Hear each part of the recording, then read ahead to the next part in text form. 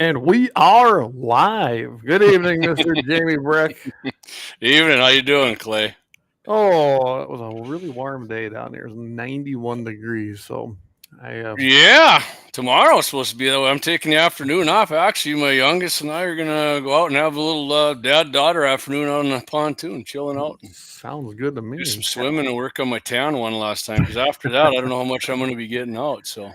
I don't know. I mean, fall's coming on fast. That's a good thing and a bad thing. But before we get going, hey, good evening, everybody and fellow MVs. Let's start this baby. I want you. You want to give us those 27 freedom seed words. A well-regulated militia being necessary to the security of a free state. The right of the people to keep and bear arms shall not be infringed. Amen to that. Amen to that. So just a quick few announcements here. Of course, Friday I'll be on with Mitchell in the morning. I'll also be heading, I haven't decided yet. I'm either going to pull the camper up. Grant County Fair is going on this weekend. So while I'm up there, everybody, just so you know, we're going to have some Freedom rods sitting around there. And we got a Freedom rod. Yeah, they look really good too. Like you said, when I saw them live there. Yeah. So if you really look real close behind me, right on top of Governor Armstrong's ammo box. There you go. And that baby, the pictures don't do it justice. They truly don't. Some fine work there for sure. They did, and the rifle's just as good. I can tell you though that we just kind of based on what David's turned in and what you had up there from I don't know if that was from David too. Paul. Yeah, Paul. I think we're at 125 tickets sold already. That's pretty phenomenal. What's the total? 500. So we got a ways to go, but I'm heading up to the gun show this week, or gun show to the car show and the fair, and I'm going to be set up there for Farm Bureau, and I'm pretty sure we're going to be moving some tickets up there as well. So you want to get out there, come out to Carson, Grant County Fair. Saturday is the big day. I think they got the parade and the car show and some. I think there's a ranch rodeo. But I can tell you right now, if you want to hit our annual meeting September 13th in Carson for Farm Bureau for Grant County, you're going to see the axe throwing happening there. Nice. That's fun. I enjoy that. Yeah, we're going to have mounted shooting competition, jackpot, and we're going to probably I don't know. We're talking about one other thing. Of course, we're going to have a great freaking meal by D&T Catering. I mean, I'm telling you, they do a heck of a job for it. It's going to be a good time, and everything's going to start about 3:30 Mountain Time.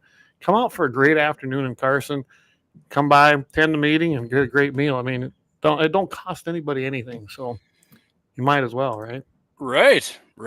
Get down there and get yourself some of those Freedom stubs there from There Clay. you go. Freedom Stub. That's what we'll call 'em. I love 'em. Gotta be Hey, careful how a guy says anything. yeah. Hey, Dan from the Western Edge over there by Dickinson, North Dakota. Thanks for joining us. And I see 2A701. So we're not going to go into details right now. We're going to have some changes here after Labor Day pretty much, and we'll be announcing them. And I think everyone's going to like it. Let's just say there's an expansion of Guns in a 701 network. A little more reach.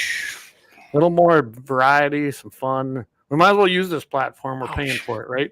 Right. Exactly, Clay. As we said, we did pick up a new sponsor. That'll all become official here within the week. And we'll have Kalon's Auto Service joining us right out of Lemmon, South Dakota. Get in there, maybe get a little video made and get his logos. And that's happening. Just visited with him the other day, and he is on board. So we want to thank Kalon and Misty there. Yes, sir. And he's the guy that helped me out with that 62 big time. He's the one that put it back on its feet. So anyway, looking forward to that. Yeah. Hey, Dougie, what time is the mounted cowboy shooting? Starts at 3:30. I think. Let me go look at the flyer myself. Yeah, 3:30 p.m. Mountain Time. So we're on slow time over here. So and they're going to start signing up people that are doing it at 2 p.m. But it gets underway about 3:30. He said it should take about 2 hours. And like I said, we're going to have the axe throwing going on a little before, maybe a little after. I don't know. We'll see, because we might be tipping up to that time to get our meeting started as well. So, yeah, come on down, because it's going to be a great time. And then stick around, because we're doing the quick draw, and anybody can do that. That's on, you're on foot. You're facing off. Balloons on one side, balloons on the other side. You get 6 shots to knock out 5 balloons. That sounds easy, right? Good luck. Okay. I've done it.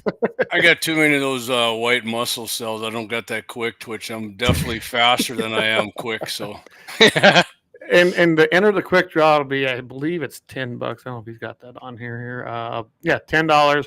And we're going to do a 50-50. Basically, we keep 50% because that ammo is not cheap. And that's what it looks like.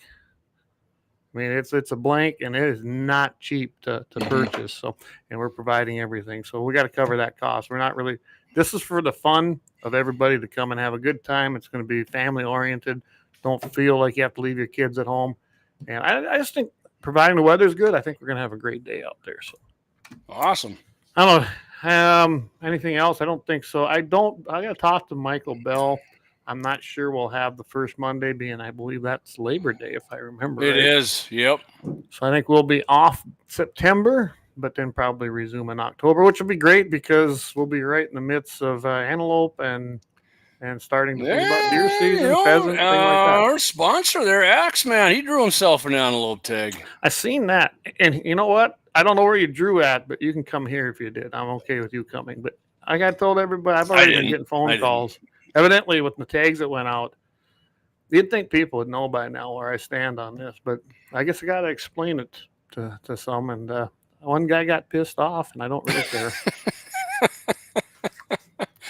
I told him, I said, yeah, you've hunted here a couple times, but you supported this thing. Well, yeah. He says, now I finally drew a tag. I said, now you got nowhere to hunt. Isn't that great? Yeah. Yeah, and I didn't get one. Most of them guys don't realize that. Wow, that's fair. That's fair. Yeah, I told him that. I said, yeah, it's so fair that now the landowner, me, I can't hunt my own land. So I said, guess what? Now you can't either. I said, I don't know what's so hard to comprehend about that, Clay. I don't either. And he goes, well, I'd pay an access fee. I said, it's not about the money. I said, no. I said, it is closed. She said, okay, $30,000. That's what I should have done. I'll do that with the next guy, because there'll be more. Yeah. And I don't really know the guy. I know him, but I don't know him. You know what I mean? He's been an acquaintance. He's hunted here. He goes, well, can I come back for pheasant? I said, no. All hunting, unless you know me now, is done on this place. Nobody. Unless it's like you or friends. It's done. So Right. High school all over. Deny. I can't say that. Maybe when I was younger. I looked pretty nerdy back then. But yeah. Anyway. All right. So, yeah, I'll give everybody a rundown, Clay, what we're going to hit tonight. Supreme Court says Mexico can't take our guns. I mean, it seems like pretty much common sense, right? Should have been, right? I mean, anybody with a quarter of a brain should have been able to figure that out. But, of course, we had to go to Supreme Court because the leftists 2025 Midwest deer season forecast, Clay. I was reading through some. There's some. You know what? I'm going to hit on when you're doing that. That's one of Jamie's main topics.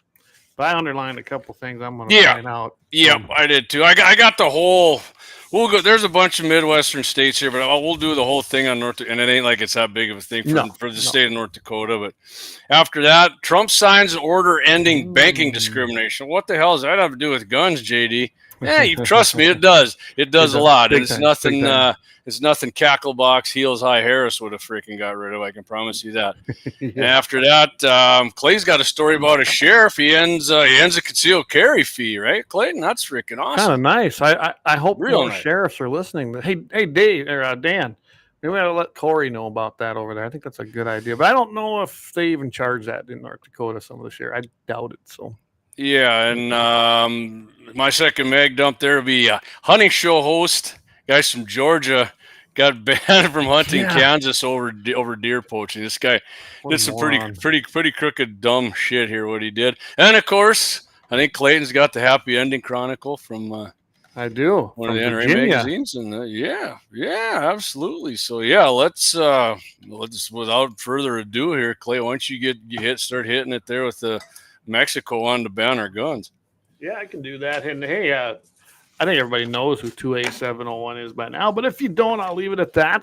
And yeah, we'd love to see you down there. You should. I can tell you that the cowboy action shooting or the mounted shooting is a blast to watch as a demonstration. But this is going to be an actual competition, so they're going to come, and I believe they're doing full dress.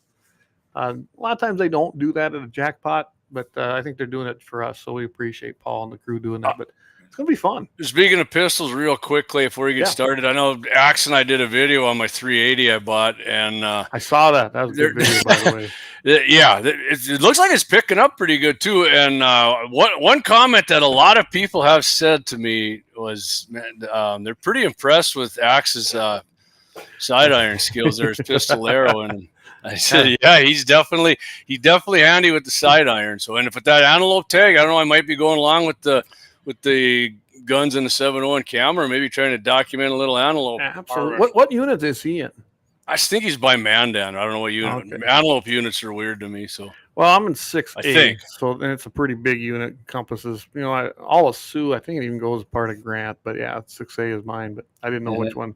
I think it goes all the way east over to Missouri River. So I don't know how far up it goes up by Mandan. Well, he's got to use his rifle, not his handgun here on the map. So we'll see what I don't know if he's going to use his Weatherby or he's going to go AR or what's going down. AK-47.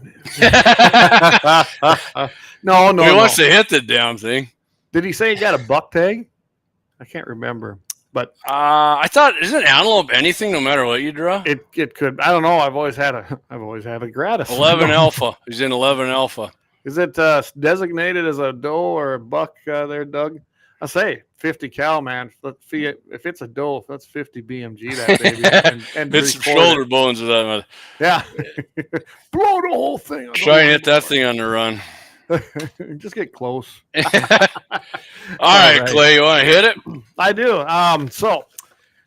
Mexican president Claudia Sheinbaum. Remember her I remember when they did this and they decided to file a lawsuit. And I'm like, are you kidding me? Mexico of all places, really? You're going to file a lawsuit saying the United States is the problem and the gun manufacturers within it, along with the FFLs and gun shows. If you read in that article, it's like, wow. And they're the problem for the cartels having guns. Yeah, that must be it. Fast and Furious comes to mind right away. They know not the movie when the Biden administration was running guns. And, Operational Wide Receiver. The Obama administration with Eric Holder and them. Come on, man. I'll be like Biden. Come on, man. Come on, man. This is just insane. Anyway, the U.S. Supreme Court, and this is what's interesting. We don't have essentially a 9-0 court, really. But this one went 9-0. Think about that. Really? Oh, really? Even the anti-constitutionalist Democrat judges went with us, huh? I know. And get this. Kagan wrote the unanimous opinion. That even shocked me even more, which let's figure this out. Usually we can count on Clarence Thomas writing for our side, things like that. But when you have a leftist like Kagan, a dyke like that dumb bitch, anyway, she wrote the opinion, and she wrote it in favor, along with Jackson, and those three people don't support the Constitution whatsoever or guns. They wrote this opinion in favor 9-0. That should be a big signal for anybody trying to take on what we all know was passed, which was the Protection and Lawful Commerce of Arms Act, the PLCAA. That passed in 2005 and has been challenged many times and not gotten anywhere, really. This now sets it in stone in the Supreme Court. That is the law of the land. It's been upheld now. That should take care of not just lawsuits from other countries. So real quickly, what is that again for somebody who doesn't know what the PLCAA is? Protection of Lawful Commerce and Arms Act. And that was passed because all the lawyers they used to sue the tobacco companies, they got together and the anti-gun groups used them to sue the gun manufacturers, knowing they probably wouldn't win, but they're hoping to bankrupt them. That's what that was all about. I know Biden was always talking about that. Now, if the Epstein crew gets butthurt and don't vote for Trump and the Democrats get back in, Clay, and get power, you think they're going to be trying to push that again and have a chance of passing it? Well, I mean, they're going to try to repeal it. Yeah. But I mean, just stay home and piss and moan about Trump and because you didn't get to see a file that doesn't exist. Yeah, the Nebraska Cowboy and you got Gumshoe and those guys. You know what? We can disagree on things. That's fine. On a lot of things, I do agree with all of them on. But you know what?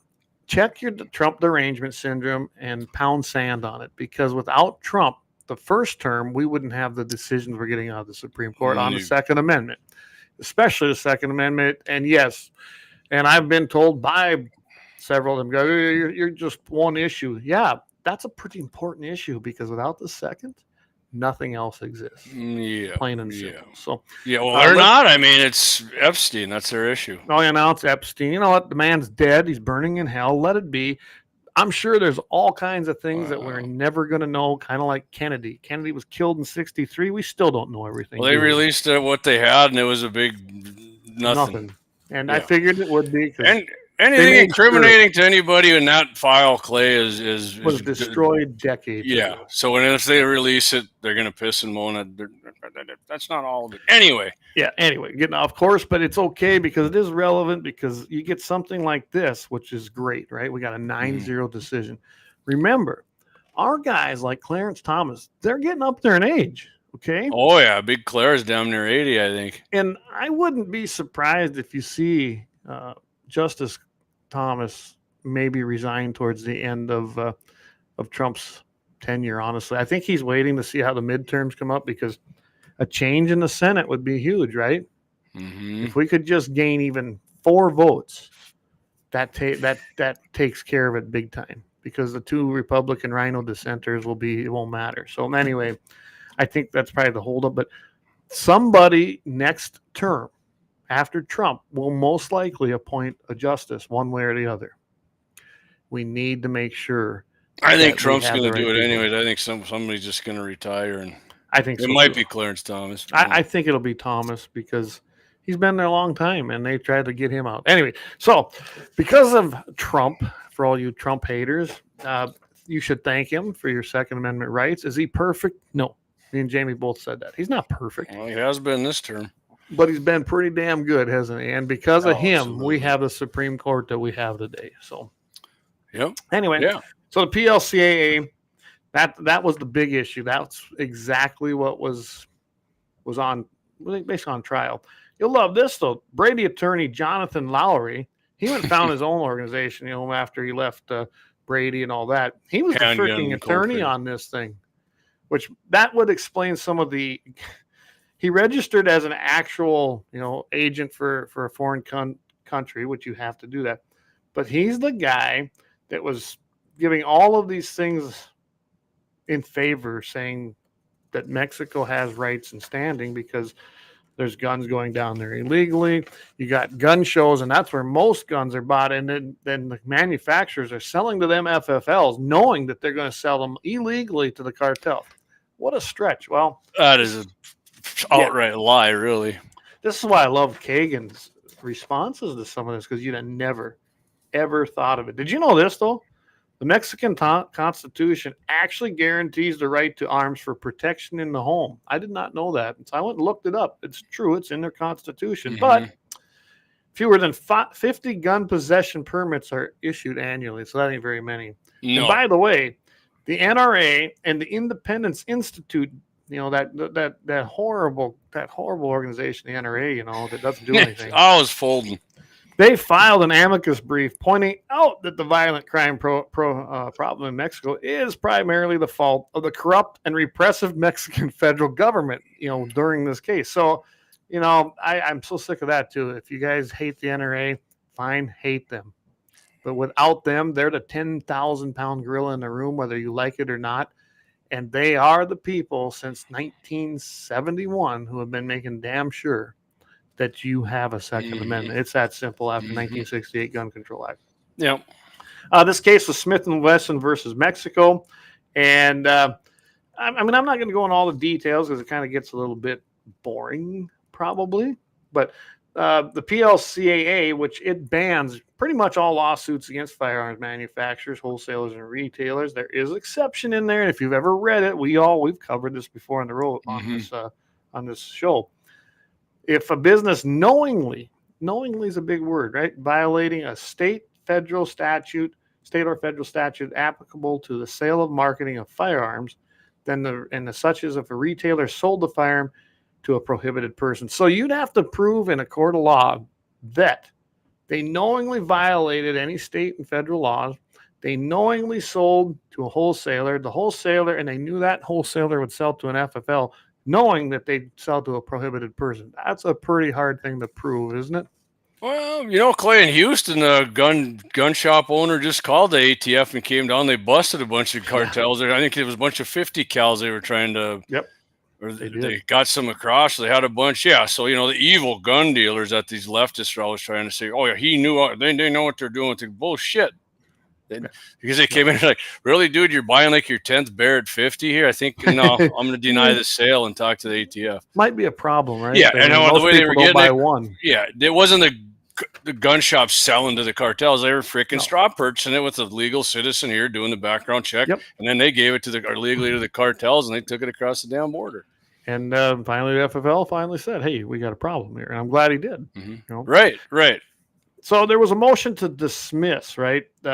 The court presumed that the plaintiffs will be able to prove all facts that they pled in their complaint. However, under Supreme Court precedent, the allegations must be plausible. Here wrote Justice Kagan, none of the relevant Mexican LAUER allegations were plausible. I mean, she come right out of the gate saying that. Then they argued for Mexico that the businesses were knowingly aiding and abetting the illegal distribution of firearms to the cartels. Well, I like this. This was from Justice Kagan again. She said, aiding and abetting another crime that requires a person to take an affirmative act to advance the underlying crime. Here, nothing the American firearms businesses did was an affirmative act to advance the cartels. Wow. From a leftist justice, let's remember this. That's impressive. It is. It is. I mean, let's move on here.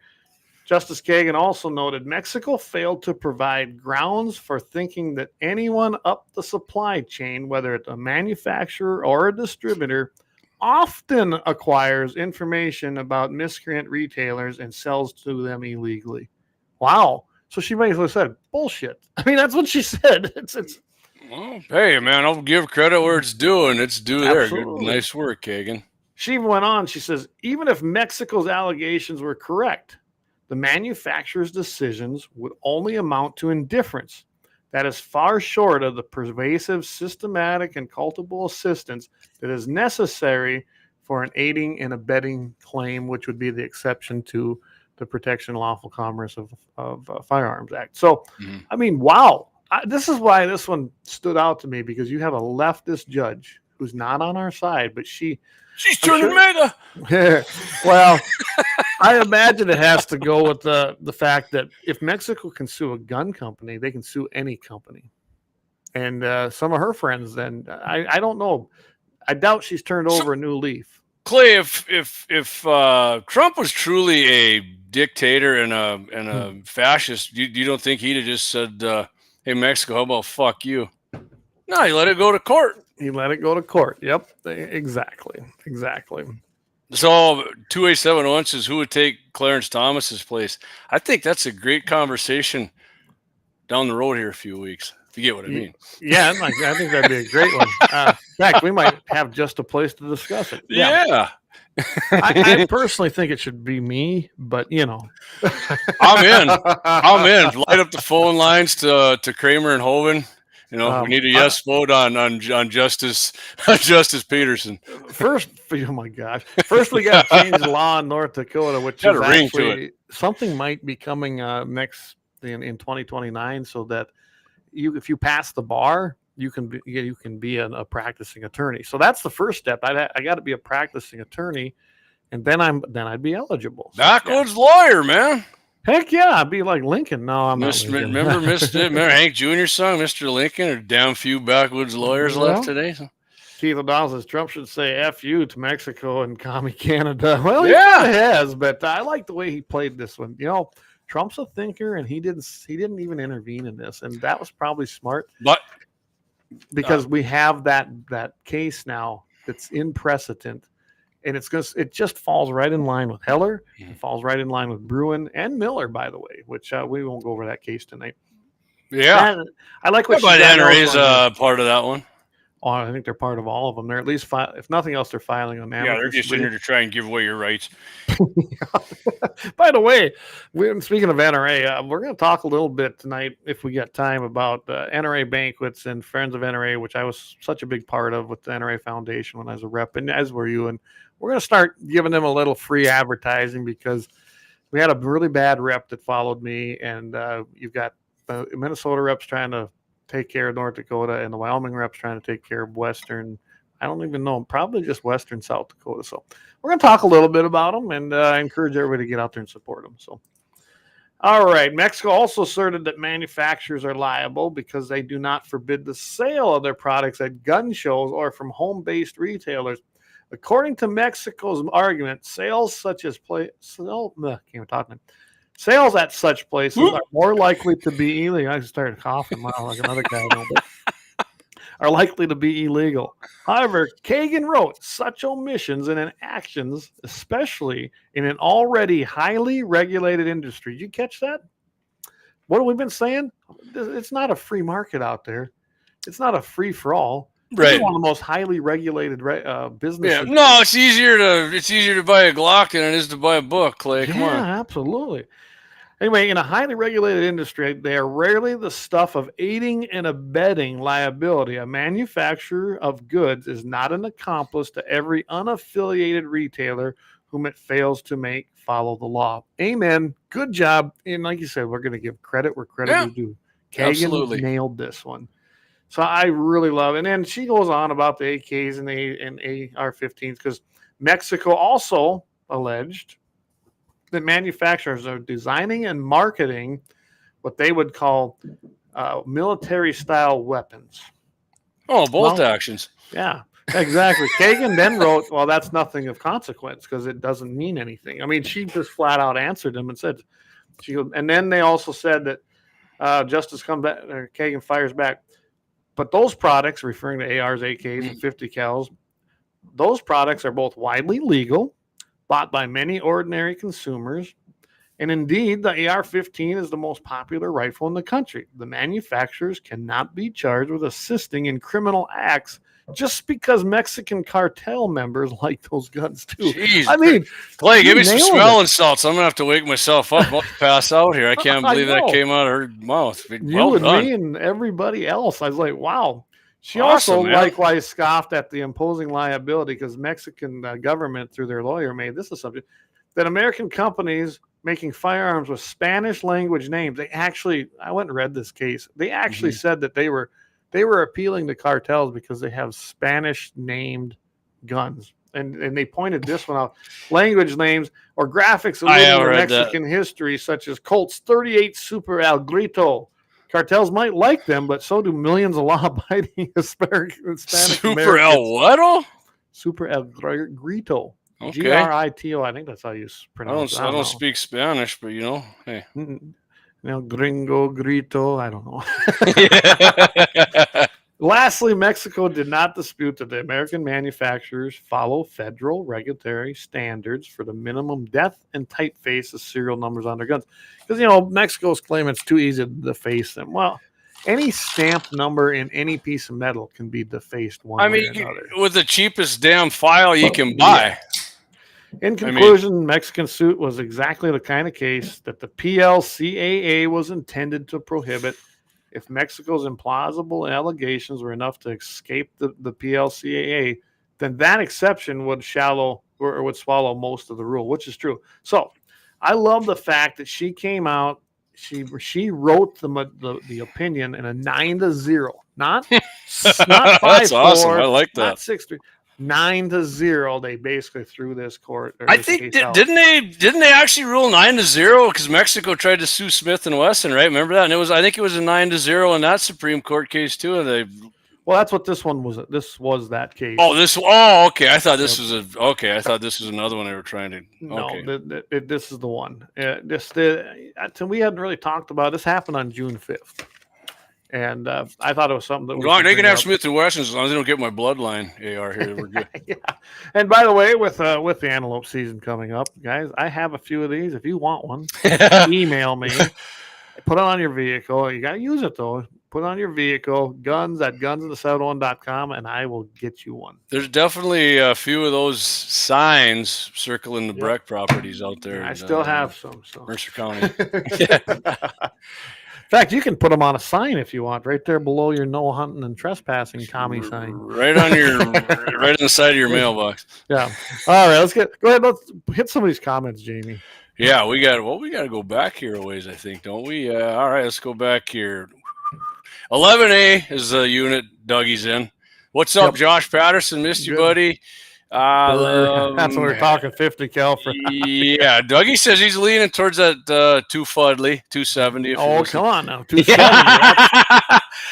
270's badass. Just kidding. 2A says didn't 20 candidates in Mexico get murdered to get her elected? Yeah, it was later. It was around that for sure. Yeah, Scheinbaum, who strangely is not a Spanish name, is her president. And she's definitely maybe literally in bed with the cartels. I don't know, but Waylon Turnus, 6A goes north to Highway 21. Okay, so just over there south of Flasher, basically. Yeah, big shoes to fill for Claire Dog on the Supreme Court sure. He says it's through the loophole, LOL.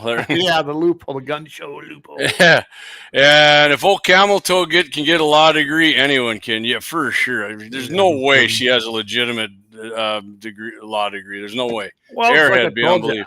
I never could understand why you have to go to a 4-year college degree and then a law school degree. If you can pass the bar, why can't you just take it and become a lawyer? And I know, I think I've told you this before, but when I was in Boise State, I took the bar because we had to. Yeah, you did tell me that. If we wanted to do that, we had to take it. Now, I didn't pass it like with flying colors, but I passed it as a junior in high school. So think of it this way: summer in between. So Ulysses S. Grant was like the bottom of his class at what's the military academy out there on the East Coast? West Point, yeah, and one of the most famous generals in the history of the world, really. Yeah, he really was. And a president, for Christ's sake. And a president. And a drunkard, from what I heard. But. Yeah, I think I saw something. They said that might have been overblown. Don't get me wrong. They said he was a heavy drinker. But. Although Lee was a way better strategist, he really was, and he was farther up in his class. But you know what? Yeah, he was. He just didn't have the resources. Who knows? History's history, and we could say who would have, could have, would have, should have, but it doesn't matter. We know what the outcome. Doesn't matter now. Here we are. Doesn't matter now. Tell you what, we're at the bottom of the hour. We should take maybe one of our first breaks and thank our sponsors, and then we'll come back and you can hit your main topic. I'm kind of season's coming. I'm kind of giddy this year. I don't know. Midwestern Deer Report coming up here. We'll hit it when we come back from our break, Clayton. I'm looking forward to it. All right.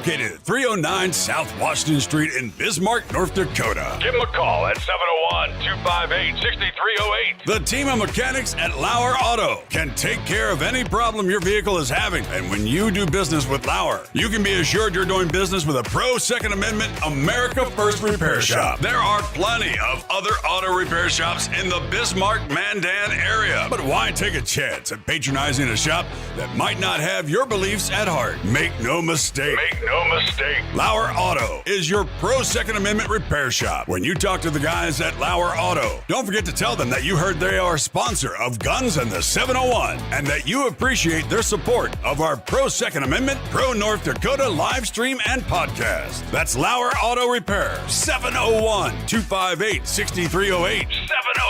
701-258-6308. Located 309 South Washington Street in Bismarck, North Dakota.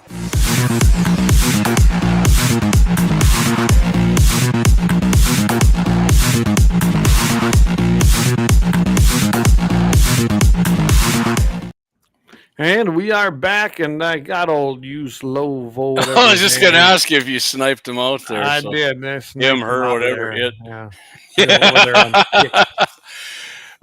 So, hey, if you guys haven't hit that like button on whatever platform you're listening on, hit that like button. And if you're feeling like you're really liking the show, go ahead and hit the subscribe and then the share button if you really want to. But first and foremost, appreciate hitting that like button for us. Like, love, whatever platform you're on, they're different. Absolutely. You know what I mean? Follow, whatever. Yeah. And share it. And it makes a difference. Friends. You don't think it does, but it does. My mom didn't even know that today. She's like, what do you mean a like button? I said, it's a thumbs up button on YouTube. And thanks for some of the donations we've been seeing come in. If you feel so inclined to, right there, if you go look over there, there's a donation code. Go ahead and hit that. It's still active. So she's hoping to be done with this before we relaunch is kind of what we're trying to do here with some changes. So what we're creating on there is rather than through CommiTube, because I've given up on trying to get that's fine. A little there. I 100% agree. I agree. But we can do it easier this way where, there we created levels. You can make it reoccurring, and I would encourage everybody go and stop that. I know we've had some people do it, and I think most of them have. It looks like. Go ahead and wait. When we relaunch, you'll be able to do it right there on the website, and then it will automatically come out. So if you want to do $5, $10, I mean, whatever you want to do, it'll be reoccurring. Why wouldn't you want to? Be a reoccurring support, and we're going to try to come up. I know one thing: we're going to get some more decals made up. So if you do that, we'll definitely give you a decal, and depending on the level, maybe we'll get some cups. Depending on what level you really do, you might. We could get just like some of them plastic here. Hey, we could get like some of them plastic NRA cups. We could. That'd be pretty easy to get too. I'll look into that. What does that say? So Facebook is the following. What? I'll hop over to YouTube. Okay. Yeah. Yeah. Well, no. Facebook, you gotta like and follow. You can do both. Right. It doesn't matter if you hit like; it's still a follow. I don't understand why they do it on some of them pages, but anyway, You gotta remember, Jamie and I are still learning this stuff as far as that part goes. We got things up and running, and we've been doing good. By the way, we found out. Remember, we were looking. So last week was our 3-year anniversary of the show. We didn't even. Well, happy 3 years to us, right? Yeah. Right. But things are going good. But yeah, if you want to support the show, we sure encourage that. And of course, we love our sponsors and advertisers because without them, we couldn't have made it to go to begin with. But yeah, if you want to keep the show growing and do some things, hey, we're going to have a relaunch of the store. We're going to have a spot where you can actually get on there and be a reoccurring. So it'll just, if you use your debit card, your credit card, boom. Every month they'll just automatically come out of there, and we let's be honest, Clay, most people wouldn't even notice that $10 was coming out of there every month. Probably not, and you'd be surprised. Even if you forgot, it's going to a good cause. Probably one of the better causes, really. And it isn't like we're paying ourselves wages, and we don't. We love it, but we do. We've generated enough now where we can make shirts and we can sell items and get inventory, even give a few things away. So yeah, thank you everybody for 3 years of support, because it's been something I never imagined. I don't know about you. Right. No. And what do you mean? You guys got a bunch of sponsors. Yeah, we could use like 5, 6, 7 more sponsors. Then maybe we could pay ourselves a little bit. Yeah, maybe. All right, thanks, Lynette. She said I'm over on YouTube and tap the thumbs up. So yeah, and if you're on Facebook on Gat701, just hit that like button under the live stream that we're doing right now. So. Speaking of raffles, quick, like we are going to do, I think what we're talking about. Maybe we'll start that right when we do all this other stuff, because range finding binos is definitely gets a thumbs up from people when I mention it. So, and can you imagine if we could get that sold out before deer season? Then people have their brand new. And I think we need to talk to Horton Laser and see if he's able to put our website or logo on them. I think that'd be pretty cool. Yeah, awesome, man. And I did, put that up there. Oh, they finally come up here. Yeah, he says, I probably had $10 and change stuck in my couch. Hey, absolutely. Well, you know what? It's all, I've seen campaigns one with the little guys just donate $10 here and $5 there. So. It all adds up, man. All right. Let's roll on. Yeah. I want to thank our absolutely, because we can't love do it without them. Love it. Hey, man, we're picking up now. We're 40 minutes in. It jumped up pretty good on viewers, so appreciate that, everybody. 2025 deer season, Clayton, right around the corner. As you said, you're excited. I'm excited. Yeah, I don't have a buck tag, but I'm excited for my buddy and my dad and my uncles to get theirs. We all three have tags here, so yeah, I'm awesome. I'm stoked. I mean, I'm ready. I do got a crossbow tag, and I did see some promising results of her. So, is your daughter able to do the youth season again, or doesn't she want to do it again? No, she said she loves shooting, but she said as of right now, she's just not down with killing. My older one's actually kind of turning the corner now. She's kind of thinking about it, so we might. All right, do it. I mean, you can always hunt here, unlike most of the people in North Dakota. Appreciate that. Right. So 2025 deer season Midwest forecast, Clay, and we got some states here. We're not going to get in depth in everyone, but like Clay said, we got some little tidbits. We'll hit on it here. And grades and report here I got this story off realtree.com. Grades and reports are by Antler Nation. It's kind of a part on their part of Realtree's thing there. So we'll start out Illinois, Clay. A lot of these things, they say Midwest, man. I'm like, but Illinois, they get a B, Clay. Illinois, I never have a hankering ever to hunt in Illinois just because Cook County freaking absolutely turns my stomach when I think of it, which is probably not good, but I mean, whatever. It's like Hennepin County in Minneapolis, but in Minnesota. But Illinois gets a B. They get a B, Clay, and they say Illinois continues to produce Boone and Crockett class whitetails every season, and it's still undeniably a great place to hunt big bucks, which I do see hunting shows. I mean, a lot of these guys have whitetail properties in Illinois. I mean, sorry for you guys, muleys ain't there yet, but yeah. Well, I do know that I know a couple of guys that own property just to go hunting in a lot of these states here. I like how though they mentioned, the glory days, especially on the public access land, is over. It is over, and that's because of what they've been talking about here. I mean, go ahead, Clay. I didn't mean to jump you. Go ahead. No, I'm just saying your big bucks generally. I mean, there are the exceptions. There's no doubt about it on public access. I won't call it public land. It's public access land, and it's owned by everybody. It's a trust. But anyway. And I would agree with what John Armin says about, like, everybody's like, we need to get more people into hunting. I think I agree 100% with John. We got enough people in hunting. The more we get, the less you're going to get for nice deer. Everybody's going to be shooting forkers and shit. I agree with John on that one. And there's a couple of these states that kind of prove our point in that too. Yeah. You either got to choose quantity or quantity. That's that. Quality or quantity. That's right. That's the two choices. But yeah, I just wanted to point out that most of these big bucks, when you go look, they came off of private land. They're, like I said, there's always the exception on public access land. Yeah. And it's usually like somewhere like Colorado or somewhere where these guys got to go way the hell back in there. Utah, they got. Yeah. But Brian says, no tag for Mama Joe and I. Brian Warner, skunk this year. You're going to be practicing with a crossbow. Brian, you know as well as I do, nobody has to practice with a crossbow. You just aim in the general direction and squeeze it, and the bolt goes right in the heart of the biggest buck in the county. So. No problem. I got my targets out at my dad's. Not this weekend, but next weekend. I'm going to make sure the zero's on the old Barnett. And hey, I'm looking forward to it a little bit. So, and if not, hey, whatever, All right, moving on, Clayton. Yes. Indiana. All right, I'd consider Indiana maybe, I don't know. God, it's just right down the middle of the country's a Midwest to me, not over that way. I'm with you. Yeah. All right, so they get an A, Clay, which is, I guess I really don't consider Indiana this big deer hunting. There's places state, there. But I mean, I have seen pictures like friends going, our old buddy Dan Devaney lives there.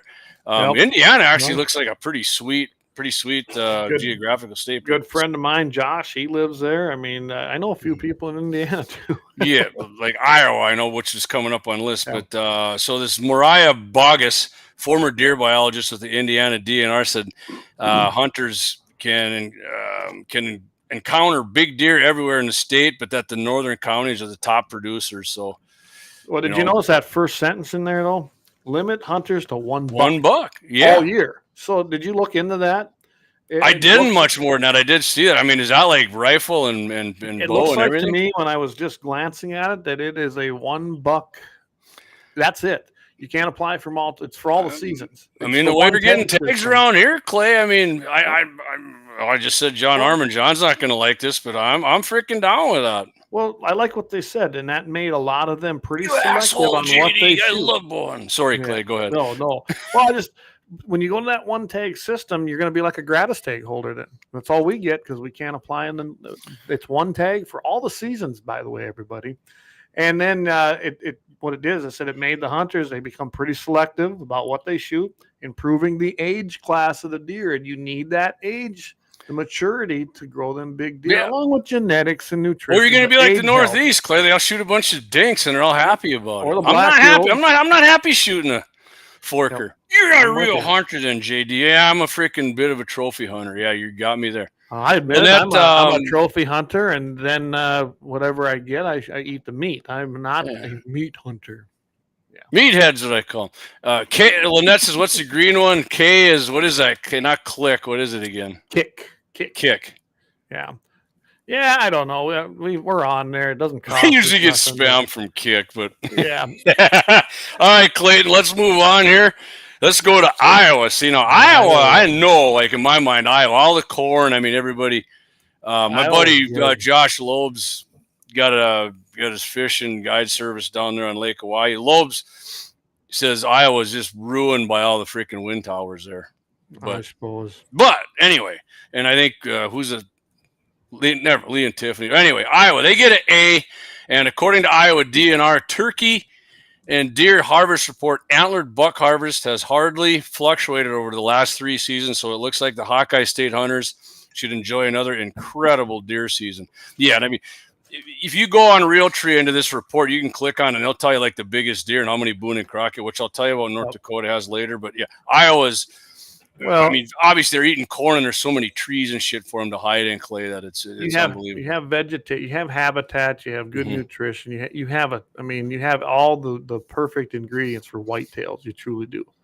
And good luck though. There's not a lot of public land access down there, so you're gonna have to make some relationships or pay. I mean, that's just the way it is. 30,000. 30,000 now. There. I tell you what, you're right. 30 grand, I'll give you access for an hour. So there you go. 15,000 for each side, Clayton. There you go. Perfect. Okay. Let's go to Kansas. I know. I consider Kansas the Midwest. And Kansas when I watch hunting shows, Kansas, these guys in Kansas shoot some freaking huge. Well, my neighbor over here, Jeff Meyer, he took one and it's hanging in his house. One of the biggest whitetails I've ever seen. That thing is like my ultimate hunting trip would be Utah mule deer buck. But if somebody's like, "What's your ultimate whitetail hunt?" I'm saying I want to go to Kansas. That's right. Well, I'm working on a Kansas trip in the next year or two. I know Kansas Jayhawker, Josie Wales. Yeah. The cool thing is I got 3 different spots I could go to, and it's all private land. Just one was a guy I knew at NRA, another one, his dad lives out there, and another guy I know, he actually just flat out owns land down there, and he's from South Dakota. So known him my whole life. He invited me, and I was like, I'm not going to pass that up if I get it. No, that's awesome, man. I'd love to see that for you. So Kansas, Clay, they get an A, and Kansas is a place where you can encounter the giant of giants. Oh, Clay, he says even on public land you can get. I don't know what public land is in Kansas, but this guy figures even on public land you can see some giants down there. I don't know. I don't intend to kill hunt public land if I get one. So yeah. All right. So we're gonna skip. All right. So here we go with this Michigan. Michigan is not the freaking Midwest, man. No, Michigan's not even close to. No disrespect to you, Michigan. I mean, your governor sucks, but you got a beautiful state. And I do kind of like Gat701 says he loves Kansas City, Missouri. Hey, been there on both sides of the state there. Yeah. Well, we're going to get into Missouri. We're going to talk Missouri coming up here. That's probably the Midwest. They're borderline, but we'll take it. I mean, got a lot of right wingers on the Chiefs team, actually. So Michigan, Clay, they get a B. Michigan DNR officials report that the state's archery hunters rack up the highest archery harvest of any state. All right, so I guess I don't like you as much anymore, Michigan. You know what? I should have went and looked at this when I read it. I should have seen, do they allow crossbows? Because if they do, that's just more fuel in our argument of letting crossbows. Okay, so Clay, I did see Uncle Ted killing them with his crossbow and his Michigan, because he uses the ones without the cams on it and shit. I can't remember what kind they are. You can dry fire them and they don't blow up and shit. But anyways, it says don't expect the giants that adjacent states produce there in Michigan, but taking a mature buck is certainly possible. Michigan is second only to Texas for most bucks harvested. Wow. Okay, but Texas, you can kill freaking big bucks down there. Dink ass bodies. It's like shooting a freaking tiny antelope up here with a huge rack on it. But all right, I'm going to interrupt. Go for it, buddy. Yes, Michigan allows the use of crossbows during the deer archery season with restrictions based on region and the specific season. Lower Peninsula, any licensed hunter can use a crossbow during both the early archery and the late archery season. The Upper Peninsula, though, its use is prohibited during the late season, but you can use that in the early. And the December muzzleloader season, unless the hunter has a disability. So that's pretty significant, really. And they still get a B grade, Clay. They still get a B, and guess what? So all of you archery hunters that say that's and it's not a single take state either. Right there, Michigan has the highest archery harvest. Now, isn't that the point? Management. That's what they say. And it's not hurting their deer population. So you guys are full of bunk when you say it's going to hurt your season. And there's a bunch of trees up there, man. It would be hard for me. I have no hankering to hunt in a place like Minnesota infested with all them trees. It sucks. I've been out there. It's way different. You essentially got to sit in a tree or sit in a stand. Yeah. I mean, and look for clearings. And I'm not, Waylon Turner said rock, chalk, Jayhawk, baby. They have had some good basketball teams. All right, Clay, Minnesota. And here we go. I think you and I have talked about this a few times about Minnesota. Yeah. Between predation, harsh winters, aggressive herd reduction designed to combat. Here we go, Clay. Here we go. That's what they're doing in my unit. What a freaking joke. The land of 10,000 lakes, I mean, a lot of them are ponds, has experienced some downfalls to its deer hunting harvest in recent years, but it still has a healthy deer herd and regularly produces record book bucks. Yeah, they do freaking still hammer some big bucks over in Minnesota. They do. My buddy Johnson, he grew up there, lived there, went out hunting with him there, and I can tell you this: ton of deer. I mean, there's deer everywhere. Yeah, my aunt and uncle said there's deer up to freaking. But like my uncle said, he grew up hunting in Dunn County. You don't know where that is? Halliday, North Dakota. It's just east of Killdeer, Richardson. He said there's freaking deer up to you, but they're so hard to see because of the freaking gobs of trees there. But that's why he doesn't hunt there, because he said, I'm just like a prairie guy. I don't want to do this shit. When they talk about predators, though, they're in. Specifically, it's the timber wolf. Oh, yeah. We're get into some more wolf shit, too, here when we get into. They're taking their toll, especially up there along the Canadian border. God, no, Clay. All them northern areas, them wolves, they're cleaning up on their deer. And I noticed that when I was up there that it was happening. So, Clay, remember we did that story about Minnesota getting rid of the shotgun only thing? Because in the southern part of the state, they said the deer population is going up. So they're going to give them their population. Yeah, up north, so they got hit with that big winter. I think that's what we were still doing a thing with Jay there on KFYR Right. Plus. And Yep. I mean, the deer couldn't walk and the wolves were just coming up and freaking getting around the gizzard. Wheels on wheels already saw a buffet line for Wheels us, on wheels. Okay, Clay, Missouri. Let's take a Missouri boat ride here. Yeah. Leon was talking. They get an A. Missouri gets an A, Clayton. They rank number 7 on the Boone and Crockett Club's list of trophy producing states, trophy buck producing states, Boone and Crockett. Despite hunting pressure and bouts of EHD and CWD, Missouri continues to be the go-to state because it offers great deer hunting year after year. And I'm not familiar, Clay, Missouri got like a lot of tree. I know they got some pretty big hills there and stuff, right? They're pretty wooded areas. I mean, They got like the little Ozarks or some shit there. Yep. And it's a beautiful state. Been through there quite a few times for different reasons. And in fact, me and Corey was listening earlier. That's where McCloskeys are from. Got through there. Okay. Hippity hoppity, get off McCloskeys' property. That's right. But they've got a variety of land. So I would say that the areas would probably be hard to hunt, but some are going to be better. You got a lot of farming down there that's been cleared. Okay. That's what you're going to hunt. You're going to hunt them clearings. I can tell you this: they're also great for bobcats and coyotes and fox. Just some fantastic predator hunting. If you ever want to go down there, Missouri's the place to go. Yeah, I never think of that in like them southern states, but I mean, it's just like everything. There's so many trees and damn coyotes and shit can hide so good. And especially bobcat hunting, you got to call them in, and they come in, they sneak in. They don't come running in like coyotes. Remember we did that? What was it? We did that about coyotes down south. Like they chased the wolves out and shit. Remember? Because there was something I don't remember. Anyway, they'll definitely Nebraska here. Fox, but yeah, Nebraska, Clay here. Now Nebraska's Midwest for sure.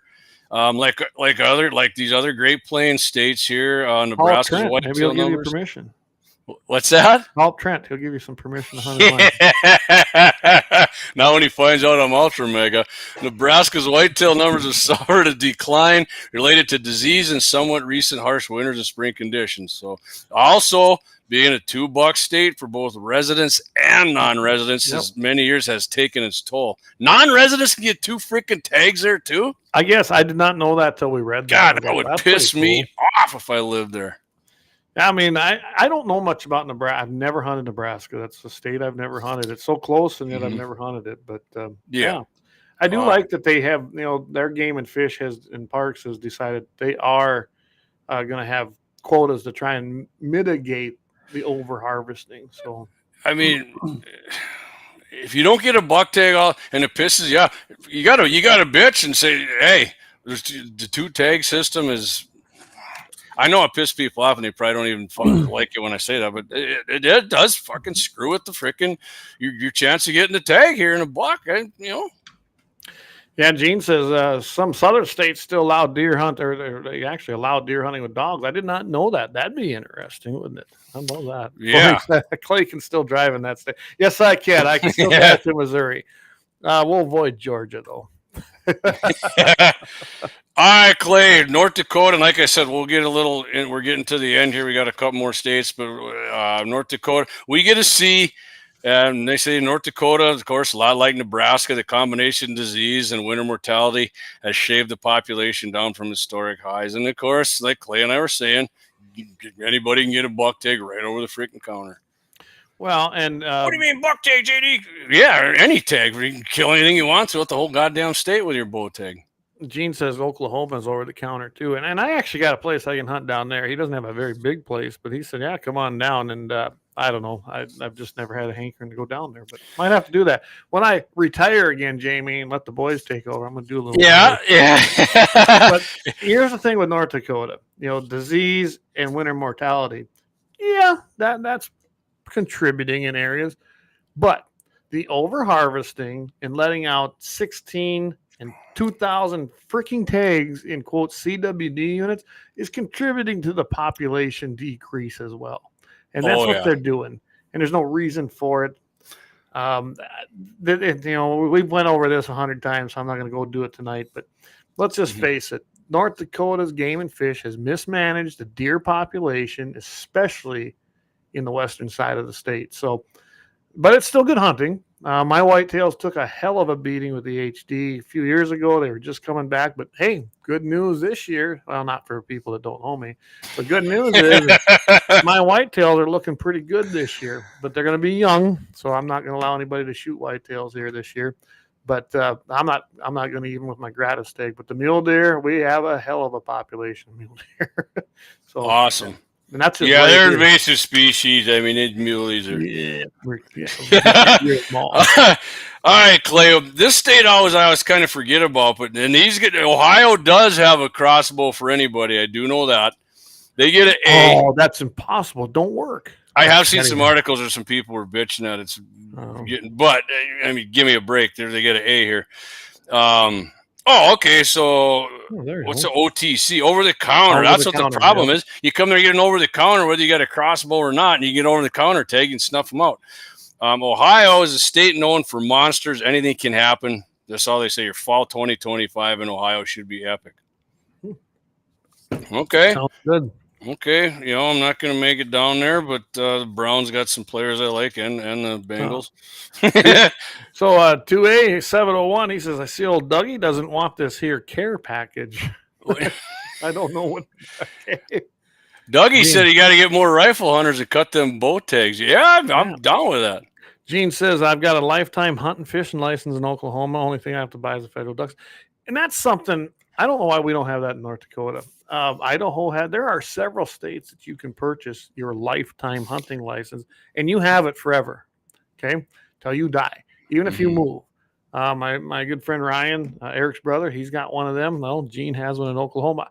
I think that's something maybe we need to talk to Kelly about because I can't see why that'd be a problem to be able to buy your lifetime hunting license. Now, they did that. Didn't they pass something last session for like veterans or National Guard guys when they're not in the state and they can come back with it? Yeah, but that's a little bit different. It is different. I'm just saying it just kind of reminded me of that. I'd love to see something that. Not sure if I want to accept your package. In quotations. I see that. Yeah. Whalen says they need to cut tags in 3F2 for a couple years. Numbers are down for sure. Yeah, I mean, for sure they do. That's my unit. Always astronomical tag numbers there. It bugs me, and I don't even hunt down there anymore. There was leftovers again, and I know what they're doing. It's a CWD unit, and they're trying to just knock the numbers down. Let these guys kill them off, and we won't get our bitched about for when we go down trying to. Yeah, I Clayton, there are way too many tags in 3F2. South Dakota, they get a C. Slammed with disease, mortality, and some tough winter and spring conditions a few years ago. Numbers down significantly from previous highs. This guy says, a resident I've known for a long time said that the Black Hills, which was once full of whitetails, has suffered a significant decline. They have. I used to go down there, hunt all the time. With Ryan, I think, Eric might have been too young. Even a Trappist? But we used to go down there and we could buy an over-the-counter tag. You could get a buck tag, OTC. Or you could get, I believe, just a doe tag. I don't even remember anymore, but maybe it was just any deer tag. I bet that's what it was.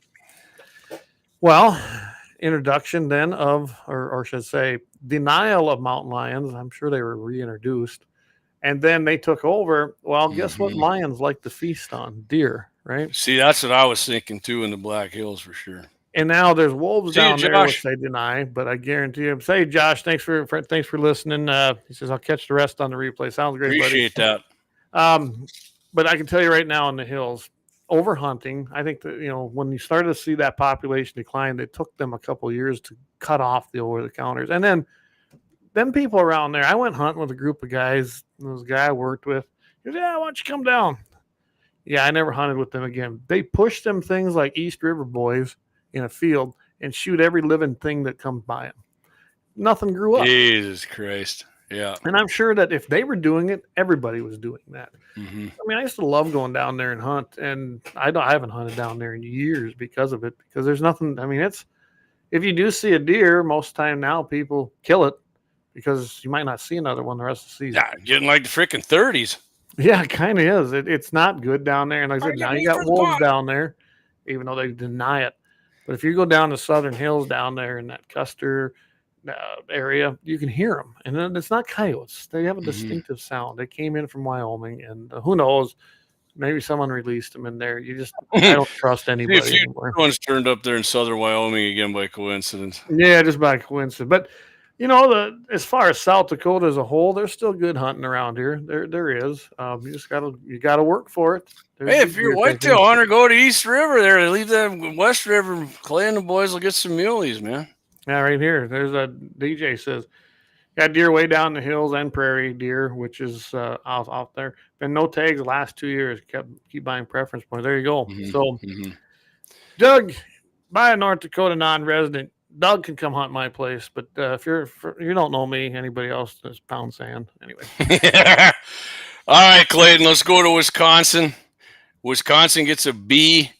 My buddy Wyatt, his old neighbor there, he passed away, but he's from Wisconsin. Wyatt's got all his mounts in his shop. He shot, one or two of them's been, no real giant, but the guy shot a freaking awesome whitetail pretty much all the time, and they didn't have a whole lot of property there. But the Badger State's gun harvest was down last November, but that shouldn't sap the optimism unless you're hunting in the northern part of the state, where the hunters and landowners are constantly reporting, here we go, Clay, wolf problems and low deer densities. That. No, that's not true.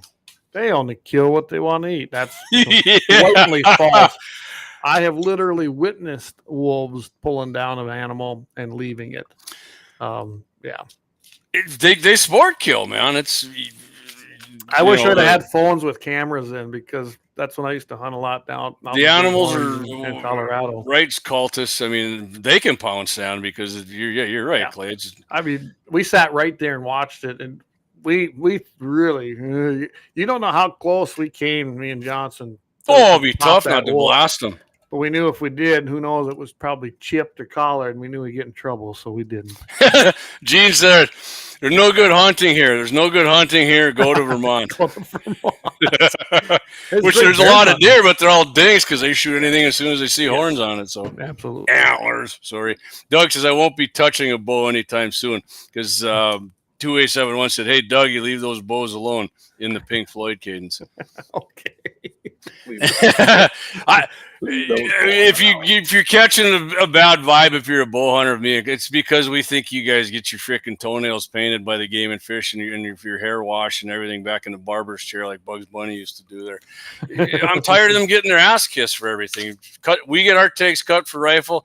What do you mean? Well, you said you got a bow tag. I do, but rifle people get screwed on the whole deal. It's bullshit. You cut the tags, cut everybody's tags, and quit selling them over the counter. Put in a drawing or go to the one tag thing. Sorry, John.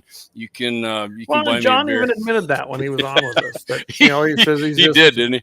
He likes his niche. He loves the fat. He's just a little bit selfish, and that's fine. I'm fine with that. That's honest. Yeah. That's an honest answer. But what I really noticed in that Wisconsin was this: is private land with sound management rules in those counties, and that was the ones they were talking about. So if you're hunting large chunks of public access land or small private parcels where many hunters shoot the first antlered buck, scale back your expectations. And you can see that, you can witness that. You've been to my place. Remember all them people on that little 2 quarters of public access land? They hit it like every 40 minutes. Well, ain't nothing. After that first push, there's nothing on it. And those deer know they can run on the mine. And what do? They walk right over the mine. Remember those when your daughter got her whitetail? Where'd them deer take off for? They headed west right on the mine. Nice little spot over there, too. Yeah. So, all right. Yeah, that's the way it is. So, Clay, let's go a little deeper in North Dakota. Then we'll hit our big ad and come back, and we'll get the mag dump. You got your mag loaded up, ready to insert in the AR there, and dump out some info for the folks. All right, so we get to see, Clay, right off the new bat. Info seeds. That's what it's called, info seeds. Info seeds. I like that. So Antler Nation here, I clicked on it, went a little deeper. North Dakota, we get to see. Drink Zima, sorry. Or drink a Zima. Oh, God. Well, here, before you do that, Gene says, I even go a step further. I think that there should be a primitive arms season at the end of October. Bow hunters don't like that idea either. I bet they don't. Oh, yeah. What? Damn, they got to wait. They got one. It's in the end of November. Yeah, and then they can hunt the rifle season. You can use anything during that. It ain't the same then. Yeah. But anyway, we're not going to do that one today. Yeah. Okay, Clay. So speaking of archery. Yeah. Out-of-staters here, non-residents, $350 archery permit, $355 gun permit, plus $20 for a hunting permit and $5 hunting certificate for that non-resident hunting license and deer permit. Boone and Crockett clay, biggest one ever taken, 195 and 2/8 by Kevin Bruner in Pierce County. That was in 1994, and it currently ranks 64 all time on a Boone and Crockett list. Wow. 92 total Boone and Crockett entries that came from North Dakota. Now let's go. That's typical, right? That's a typical. Let's go non-typical. This blew my mind. This sumbitch I'd love to see this. 254 and 6/8 inches. Wow. That's a massive whitetail. If you saw it, taken by Roger Ritchie in Mount Trail County, way back, Clay, before you and I were even alive, 1968. That currently ranks 89 in the record Boone and Crockett non-typical. 58, 58 are Boone and Crockett non-typical entries are from North Dakota. And season dates, we'll go real quick. 2025 archery season, August 29th through January 4th. Now, how long is rifle season? August 29th, August, September, October, November. Over 4 month season for them. The real hunters. They need over 4 months to get their deer. Gun season, November 7th to November 23rd. Muzzle loader, November 28th through December 14th. Youth season, September 18th through the 20th. And I'm with John on that too. Yeah, am I going out with youth season with my nephew and my good friend's son with his doe tag? Yes, I am, but they should be hunting regular season just with the rest of us. And I certainly was at your place for youth season. Clay had a great experience. But, that was fun. That was great. And we were, I don't think it could have went more perfect. No. With God's cartridge. So we'll read a little bit of something he's got here. North Dakota has an early season. Again, this is from realtree.com, Antler Nation. It has an early archery season, low hunter densities compared to Minnesota and Wisconsin. Plenty of public hunting opportunities. Not really. So I don't know if you're really Antler Nation here. Over-the-counter licenses, yes. A good success rates on mature bucks. Unfortunately, the deer has taken it on the chin the last few years due to extreme weather, with biologists noting population declines of more than 50% in some areas. Biologists, a lot more than 50% in some areas, near 100 in our area for sure. In some of the states following the 22-23. Before that, substantial EHD wiped out lots of deer. The grade will remain C until we see how the 2025 season shakes out. And of course, Clay, the habitat loss due to the expiration of CRP is stinging the whitetails. If they keep expiring, Ron Wilson wrote an article for the Game and Fish website that 85% of the one's 3.4 million acres of CRP will be lost, which would put a wallop on deer numbers, especially when a harsh winter's come a-calling again. I always hear this habitat thing and a justification for CRP. You know what I think about government programs? Not a fan of that one either. And if you saw the new rules, nobody would be. But I don't know. I'm on my place here. I don't have the biggest place. I definitely don't have the smallest place. And there was actually places this year because this year we had an abundance of rain. And there's places I didn't cut this year that a lot of times I'll cut, especially in a dry year. Because guess why? I want habitat for my birds and my deer so that I can hunt. Now, nobody paid me to do that. And I think that a lot of people do that. I think the only people that want to be paid are the guys that are already addicted to government programs, and that's mostly in the farming sector. And I don't believe in paying somebody to not use their land. Now, if that land was so bad to enroll it in the CRP program because it was highly erodible, then what the hell did you farm it for to begin with? Yeah. I could go on an hour-long rant about that, but I believe that crop cover. We're triggering a Zima conversation when you're done. We gotta hit these. But when you got guys planting corn and flowers, that provides a lot of habitat going into the later fall and winter. It truly does. And sometimes them flowers are standing, and depending on when the snow comes, even the corn, and it doesn't get harvested till spring. So when they give that number that this many million acres has been pulled out of CRP, it doesn't mean it was a net loss of that many acres. There's a lot of acres out there that were planted down the farm ground that still have standing corn and standing sunflowers and still are providing the same cover. And I don't know about you, but when I go pheasant hunting around here or bird hunting, it's pretty damn hard to hunt in a flower field or in a cornfield unless it's cut. So that means there's a lot of habitat there for birds to do a lot of things with. I get so sick and tired of the justification for CRP for hunting. It's not my job as a taxpayer to pay someone to not farm so you can hunt, period. Yep. Rant over. Yep. All right, I'm going to get some of these comments. Yeah. I like this one. Where the hell's that one Tom had? Right here. Yeah, Zimas are fine when you're out of beer and whiskey. And then 2A701 is a legitimate point. Lynette says, Zima, you're not old enough to remember that 2A701. What's that other one? Lynette, I had one Zima in my lifetime, spit it out and ordered a tequila shot. Yeah. I remember when Zima came out. Oh my, Corey's listening. Ask Corey about Fargo and a case of Zima. Oh man, to be fair, man, women when I was wanted Zima bad. That's about when I was 19, 20, 21. Yeah. When they wanted the Zima and they drank it, guess who else they wanted? They wanted whoever at about 2:00. Yeah, I mean, I'm telling you, I'll just tell you that case of Zima when it was empty. The empties got thrown onto the garages that were below the apartment complex. And yeah, it's a whole story. And Zima had like the nice cardboard box cases because they were them like weird bottles. Glass bottles, yeah. Yeah. I guess I had one in bottles. Like whatever you call a 10, 12-sided thing. I don't know. They were neat octagons about as high as I ever went. I know. I drank Zima. Well, it didn't taste bad. I drink it on the rocks, I thought. Yeah, it was good. I mean, it was cool because it was clear, right?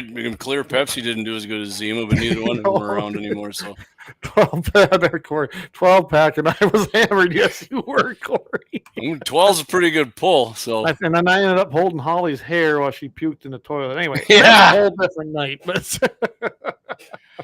all right, Clay, should we hit our big ad and come back and do some mag dumps? And I apologize to our sponsors. We haven't mentioned them near enough tonight. So, hey, let's go thank some sponsors. And again, thanks to Lauer Auto Repair for being our headliner. This is brought to you by Lauer Auto Repair, 309 South Washington, 701-258-630. Yeah. Oh, all right. There we go.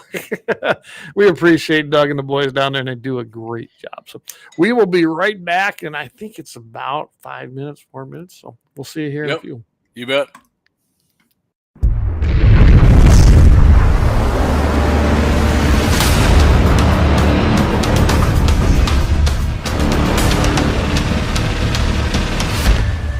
Lauer Auto Repair, located at 309 South Washington Street in Bismarck, North Dakota. Give them a call at 701-258-6308. The team of mechanics at Lauer Auto can take care of any problem your vehicle is having. And when you do business with Lauer, you can be assured you're doing business with a pro Second Amendment America First repair shop. There are plenty of other auto repair shops in the Bismarck-Mandan area. But why take a chance at patronizing a shop that might not have your beliefs at heart? Make no mistake. Lauer Auto is your pro Second Amendment repair shop. When you talk to the guys at Lauer Auto, don't forget to tell them that you heard they are a sponsor of Guns and the 701 and that you appreciate their support of our pro Second Amendment, pro North Dakota live stream and podcast. That's Lauer Auto Repair, 701-258-6308. 701-258-6308. Located 309 South Washington Street in Bismarck, North Dakota. Experience the exhilaration of power in your hands at Bloodline Kinetics. Why Cerakote? Simply, it aids in firearm preservation while also giving your piece a unique look. Barrel threading, NFA laser engraving, bolt handle threading, mount, level, and bore, sight scope chamber, rebarreling, and much more. Bloodline Kinetics is meant to reflect a long American lineage in gun ownership, who stand for the Second Amendment rights, Bloodline, and the science behind gun accuracy. Kinetics. To some, it's just a concept constitutional right that can go away. To us, it's in our American bloodline, and we believe it should stay that way. Here at Bloodline Kinetics, we understand that hunters, sportsmen, women, and gun owners should have a quality firearm. Stop and see us at 2008 Morrison Avenue 2 in Bismarck, North Dakota, 58504, Monday through Friday, 8 a.m. to 5 p.m. Call 701-390-7997. Visit our website, bloodlinekinetics.com. Looking for the best gun gear for every and any situation? Little Angry Man Arms LLC has you covered. Top-notch guns from top-name brands like Winchester, Glock, Sig Sauer, and Ruger to essential extras from Magpul's, Streamlight, Hollow, Sun Optics, and more. Little Angry Man Arms LLC have everything to make your shooting adventures a success. Visit littleangrymanarms.com today and gear up for your next big hunt, competition, or home defense. Don't miss out on our exclusive deals. Little Angry Man Arms LLC, based in Trail City, South Dakota, your ultimate hunting partner. At Horton LaserCraft, we believe in the power of personalization. Whether it's a cherished memory, a special occasion, or a unique gift, our custom laser engraving brings your vision to life. Our expert craftsmen and state-of-the-art technology ensure every piece is a work of art. From personalized decor to one-of-a-kind keepsakes, Horton LaserCraft makes every moment unforgettable. Horton LaserCraft is owned and operated by a local veteran and his wife located near Thunderhawk, South Dakota. They provide custom laser products at a reasonable price, and their turnaround time is fast and efficient. Custom board cutting, glassware, decanter sets, mugs, assorted stainless steel jewelry, assorted tags, decor, custom acrylic nightlights, and much, much more. Call them up at 605-545-7535. Horton LaserCraft, where memories are engraved.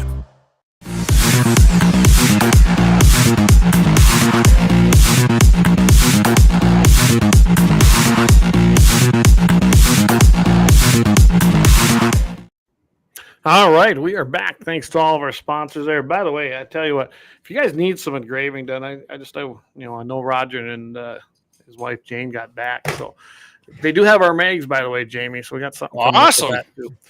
He's playing around with them a little bit. I gave him one of my own that's similar to it, so he's trying some stuff out. And I said, well, you can screw up on that one rather than wrecking one of the other ones. Yeah. So he does have them. But yeah, you don't want to get a hold of them guys. They do a great job. Little Angry Man Arms, South Dakota boys, make sure you hit them up. If you got a handgun, it's easier to get it there. And of course, John, he does a fantastic job. By the way, I've seen on his, I think it was his Facebook page. Yeah, they reinstated his page. And he's got some, they were basically traded in guns from a police department. You might want to check those out. You could probably get yourself some pretty nice Glocks. I see a Sig on there. I'm actually thinking of getting one myself just because why not, right? Speaking donations, Clay, not just friend of the show, but a friend, Waylon Turnus donated to us. Waylon, appreciate you, man. He sent me a text. He said he hopes he did it right and didn't screw up, and says he appreciates what we do and don't quit doing it. So, well, we appreciate that. Check awesome, that out man. later. Thank you, Waylon. In there. Thank you, Waylon.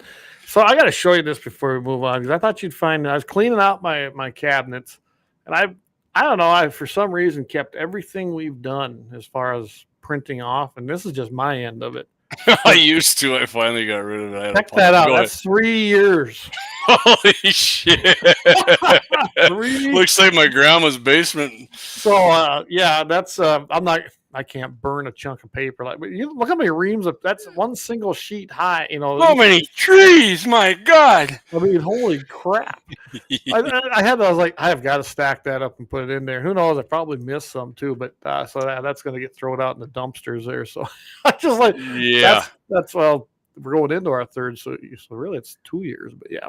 Oh my goodness. I couldn't believe it when I said that. That's a good pile. Like I said, I was saving mine for a while. Finally, I took it up to Dad's and pit and poured a bunch of gas on it. Yeah, no, it's and by the way, I believe, I don't know, does Bloodline got his suppressor stuff up and running yet? Nope.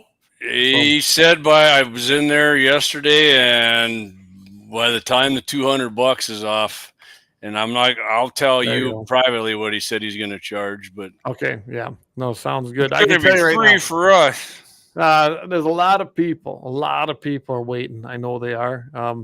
and I don't blame them. I'm one of them because I don't want to buy from Silence or Coke. We'll see if we can set a few aside for a little sponsorship there for the There boys. you go.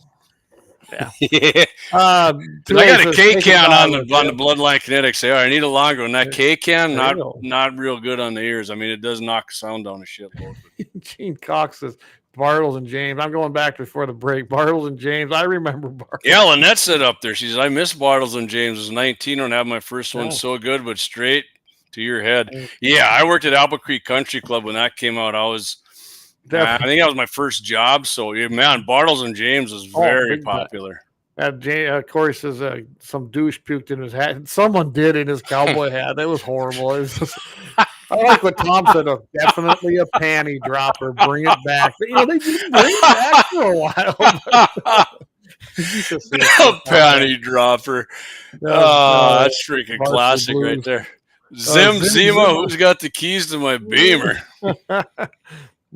Lynette Bill. Oh, she's okay. I miss Bartles and James. Okay, you said that one. Road trip to Trail City. Heck yeah, I'm up for it. Done hand. I could road trip with you over there. But I got to transfer mine into I think you're buying 2, aren't you, Corey? Well, why not? We got to bump it up, man. We dropped below $1 million. Clay, the background check. You said on Todd's show, right? You got to get. That's right. Got to bump them numbers up. I mean, I did my part. I just bought the 380, and I'm planning on buying a couple more in the near future. I don't know. I'm planning to win. So you can't buy pistols from another state, right? So I can't. You can, but then you have to have them shipped to an FFL dealer in North Dakota or South Dakota, your home state. Well, I'll see what Little Angry Man has, and if he wants to cut me a deal. But it looks like every office I worked in, especially Hobbs. Oh my goodness. No need to have a whiskey drinking lady. Just drink Zima, man, and Bartles and James. Yeah. Hey, I know DJ, I know your wife. I know what she drinks. You drinking of someone with shit in your pants too. Oh my gosh, you should meet Lisa. She's a fun time. I'm telling you, she's always. I drink a lot, and I've drank for a long time. I've never shit in my pants, so. I have never shit my pants. I have pissed them when I've been drunk. I've seen people. I haven't either. I got up when I was in a zombie state and pissed places I shouldn't have, but never in myself. I've seen that done too. Guy opened up the closet, thought it was the bathroom, pissed. Yeah. Well, that says, judging by the comments, we were all young and right. Oh, for sure. Yeah, well, some of us, from what I witnessed, they still run naked, drunk through the garage. So yeah, hollering loud as hell too. Yeah. All right. You want to do a mag dump, or you want me to do it first? Yep, I'll go. So I'll hit mine first here. All right. Mag dump 1, first mag in. Purple Passion. I got a comment here from. Yeah, I remember the Purple Passion, right? That's the Vikings fans now. That's why they drank that. Good stuff. We had a whole bunch of that at our wedding dance. Holy cow. Yeah. All right. I know, Doug. I think I bought her many whiskey sours. Whiskey sours. Whiskey sours when I bartended were pretty damn popular, actually. That was a big shift thing. Happens. I mean, shit happens. Shift happens. Especially when you party naked. All right, Clay. We're going mag dump number 1 here, guns.com. The battle days of the firearms industry being iced out of the banking and financing game, maybe in a rear view following an executive action from the White House. That's against your freedoms whenever Trump does those. Really? Yeah, It is, huh? Okay, well, here's one that expands. Like I said, when you bitch about Trump, Trump's actually expanded your freedoms. Even when you're a leftist, you'll never admit it, you freaking low-life scumbags. But he did. He's not taking away none of your goddamn freedom. These freaking. Anyways, Clay. Here's what leftist pieces of shit. Yeah. There you. Yeah, perfect. You're right. You find them in some people's underwears. Justin Levitsky, Aftershock and Goldschlager. My God. Goldschlager for sure. What, you've been hanging out in strip clubs? That's what they drink anyway. Get in your, Fireball took over for that for me. All right, so President Trump plays Fireball. Yes, for sure. That was a bad night for me. Man. Back spawn of Satan. There is a devil on the freaking thing, so they're not lying to you. So Brian Warner, I'm just over here as the good one, listening to all you bad. Oh, I'm sure of it. Although Brian does control himself pretty good, even when he's drinking at the times I've been. SDSU. Oh my God. Yeah, the NDSU dorms. Don't even get me started, Leon. Holy crap. That's where I went to college too. I mean, we're going to have to do drinks of the 701 coming up here when it gets cold again. But we really do. Hey, you know what we'll do, Clay? Bring your worst experience booze and bring it to the show and give us your. Oh, how's that? Well, I don't know. All right, hold on. We're gonna get the mag dump going here. Yeah, let's do the mag dump. President Trump, the greatest president of my lifetime, and probably most people's, last Thursday signed an order guaranteeing fair banking for all Americans. Clay, in the order, he specifically cited the Obama era Operation Choke Point. Clayton, I think. Right, that's what Obama said. Quit lending money to gun stores and FFLs and people who want to borrow money to keep their business operating. Right, choke them out, and they have to shut their business down. What? He didn't do that? Yeah, he did. Obama was a piece of shit too. So, and I hate both sides of that son of a bitch. And trust me, I hated Biden just as much as him, if not more. Oh, yeah. Which made it harder for a wide range of businesses, including licensed firearm dealers, to obtain financial services. Right? Yeah. They got operating fees, like a lot of farmers and ranchers will take a loan out to run the ranch or the farm for a year, right? Or even just a new startup. I mean, some of guys, and they wouldn't. Yeah, it was horrible what was happening. But we're done with this. We got a lot of comments stacking up. See that. So such banking. We're gonna definitely have to do a drinks in the 701. Yeah. We're gonna do the whatever made you sick freaking. Such banking discrimination efforts had a devastating effect on firearm-related businesses, limiting access to capital. In some cases, banks ended relationships with law-abiding companies solely based on industry, which Clay and I did a number of stories on that over the last 3 years for sure when freaking Biden was in there. Bank of America was one of the worst. Oh, for sure. For sure. I mean, if you're a Vikings fan, you got a Bank of America card. Oof. But to be fair, I think they changed their policy back now that Trump's in there, didn't they? I think they did. But I know what you're saying. What they did, and I got you. The Vikings now have gay and tranny cheerleaders. Yeah, they freaking just. I don't even watch football. Another good reason not to. I mean, yeah, that's too bad. I mean, that's putting it lightly. The Trump order gives the Small Business Administration and federal agencies with regulatory authority over banks, savings associations, and credit unions in the country a mandate to combat politicized or unlawful debanking activities, which is freaking great. Biden would have never done this. He didn't care, but he loved it, man. He loved it when gun companies were getting screwed over or people he didn't agree with. You didn't vote for Joe Biden? Screw you. Do this to you. That's why I said Trump. Whatever Trump can do back to him, it's been done to us for decades. That's why they hate him, because he freaking uses their tactics, but he does it twice as hard, and they can't handle it. That's exactly, you nailed that one. Yeah. The move came the same week as the White House issued a presidential message on National Shooting Sports Month, which we did last week, Clay. I think you read what President Trump had. With Trump saying, as long as I'm president, the federal government will abide by the premise that the God-given right to bear arms shall not be infringed. Ooh, tingling down the leg. The trade administration, I'm not going to read what these guys said. Of course, they loved what he said. So, and here's the deal, though, Clay. It's only an XO, right? So if all the my Epstein shitheads don't go and voted for Trump and a left-winger gets back in, they'll put it right back it's an XO. They can turn it back. But as of right now, Republicans in Congress are working to make their fair banking for legal businesses the law of the land, which it should be, by a series of bills. The Fair Access to Banking Act and Firearms Industry Non-Discrimination, or the FIND Act. All right, Clay, let me take that back one a little bit. I said it should be.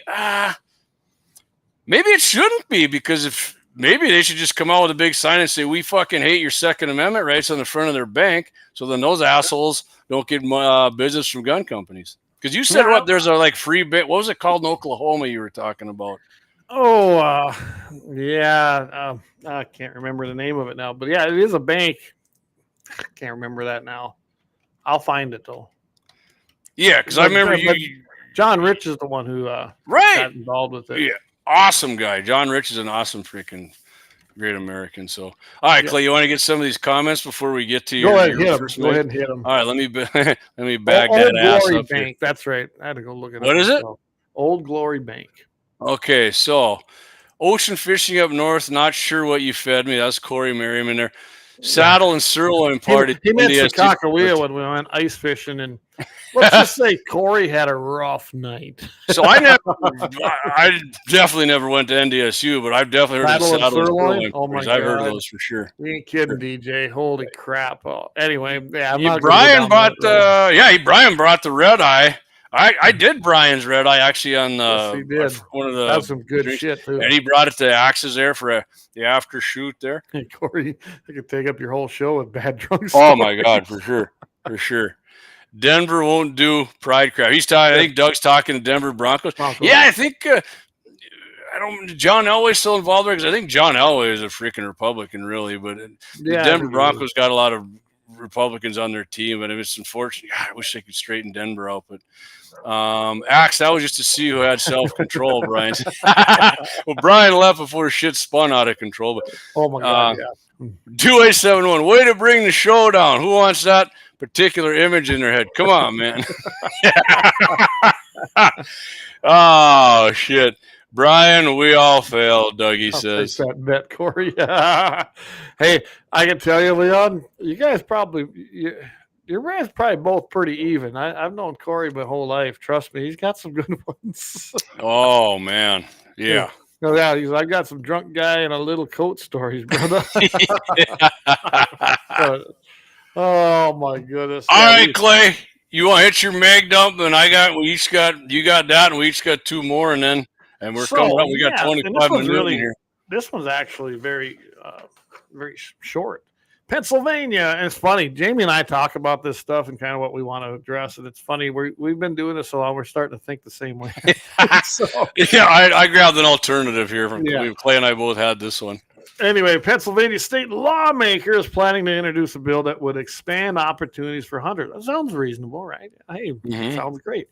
Bill proposed by Senator Daniel Laughlin, Republican out of District 49, would now allow hunters in Pennsylvania to use. Now, get this, everybody. They're going to finally, if they ever get this passed, to use semi-automatic firearms with a 3-round capacity limit for hunting because, we don't want them evil high-capacity mags. So he's letting them, wait a minute. I missed the magazine part. I was looking at the comment. What was that about, the magazine thing? With a 3-round capacity limit if they're going to use it for hunting. Like, wow. I mean, I didn't even... Till I saw this, I didn't even know you couldn't use a semi-auto. I mean, what the hell? I did know that, but I know DPMS used to make the magazines, and you could take it out. It was a little Delrin block in there. They blocked it I used it when I hunted down in the res. So be like when you got to put a plug in your the res actually has a 3-round limit down here. Really? Yeah. Huh. Come on, Waylon. None of them guys follow it. Waylon Little Eagle. So, in a sponsorship memo, so I did look a little on this. Yes, so they can do a sponsorship memo where they state their intentions and send it out and ask for support. I had to go check that out. So anyway, he says the Pennsylvania Game Commission authorizes the use of semi-automatic rifles for small game, but prohibits their use for big game hunting. The memo states that the practice of using semi-automatic weapons, I hate that term, for small game is widely accepted in other states. So as Senator Laughlin says, many hunters already use semi-automatic shotguns for turkey and waterfowl hunting with a 3-shell limit. And that's, I think, where he came up with the 3-round standard, magazine, rifle, cartridge, whatever. I mean, it's kind of stupid to me. He says the memo also notes the legislation would not allow high-capacity magazines or fully automatic weapons. It simply aligns our state's hunting laws with the practices of many other states, provides hunters with additional options, especially and particularly those that have physical limitations that make operating a bolt action or a pump action rifle more difficult. So, if even you don't know, I mean, there are pump action. Get a straight pull. Yeah, straight pull. There are pump action, center fire rifles. Yeah. I've seen them. And I suppose for some people it's hard. Other than the fact that it's just dumb, I would bet that you could actually challenge this based on brewing, honestly, if you really wanted to take it and force 100% to allow semi-autos, because there is historical use of using semi-autos with more than 3 rounds. But that's a whole nother story. But I'm glad to see that this guy's doing this. Again, it's a Republican.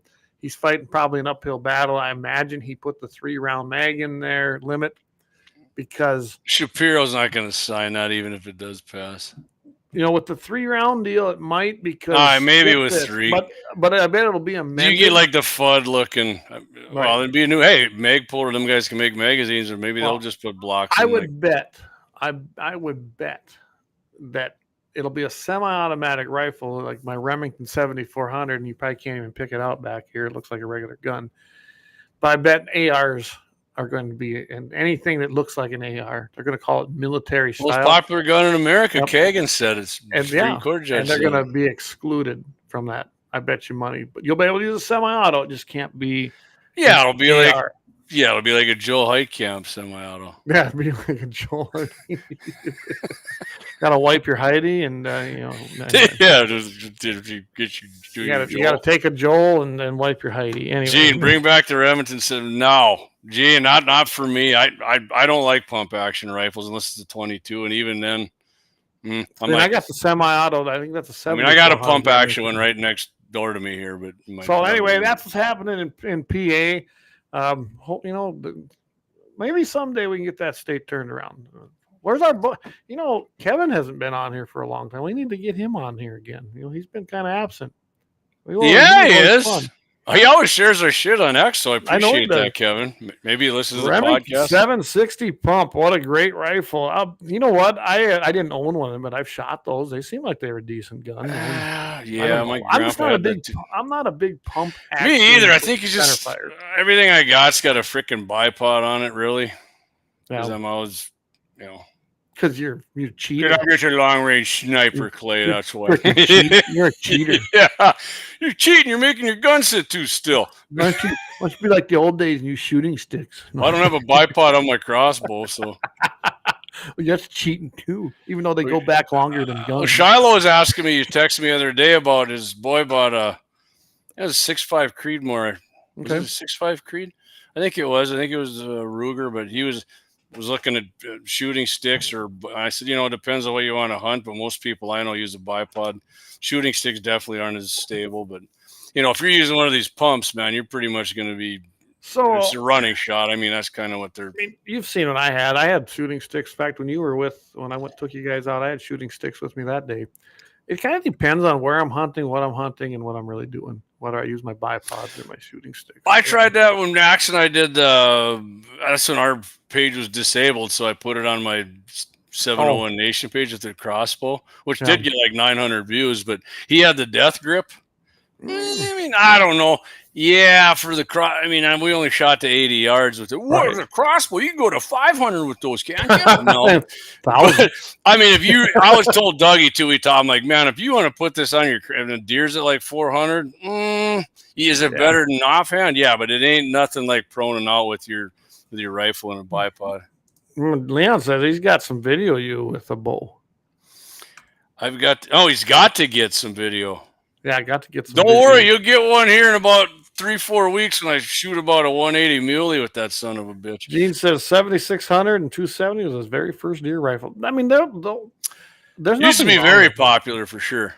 There were some guys that used to hunt my grandpa's, and they had those pump actions, and the one he was having trouble. The one was working great. I don't remember what it was chambered in, but the other guy detachable magazines too. I think the damn things held 5. Actually, my grandparents in Halliday had them. So my 7400, which is the semi-auto version, that's a 30-06. I got a 10-round mag for that baby, man.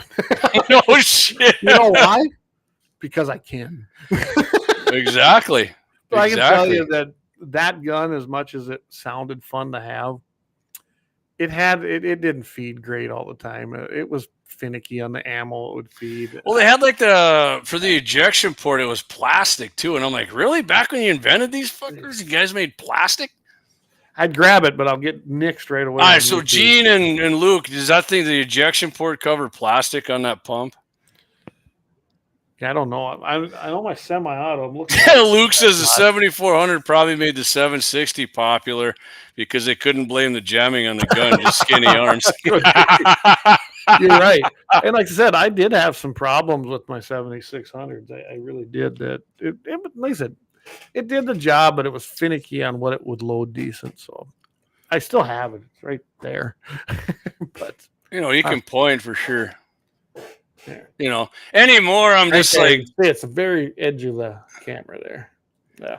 Gene said yes. They do have plastic, which, like I said, that kind of shocked me. I'm like, God, really?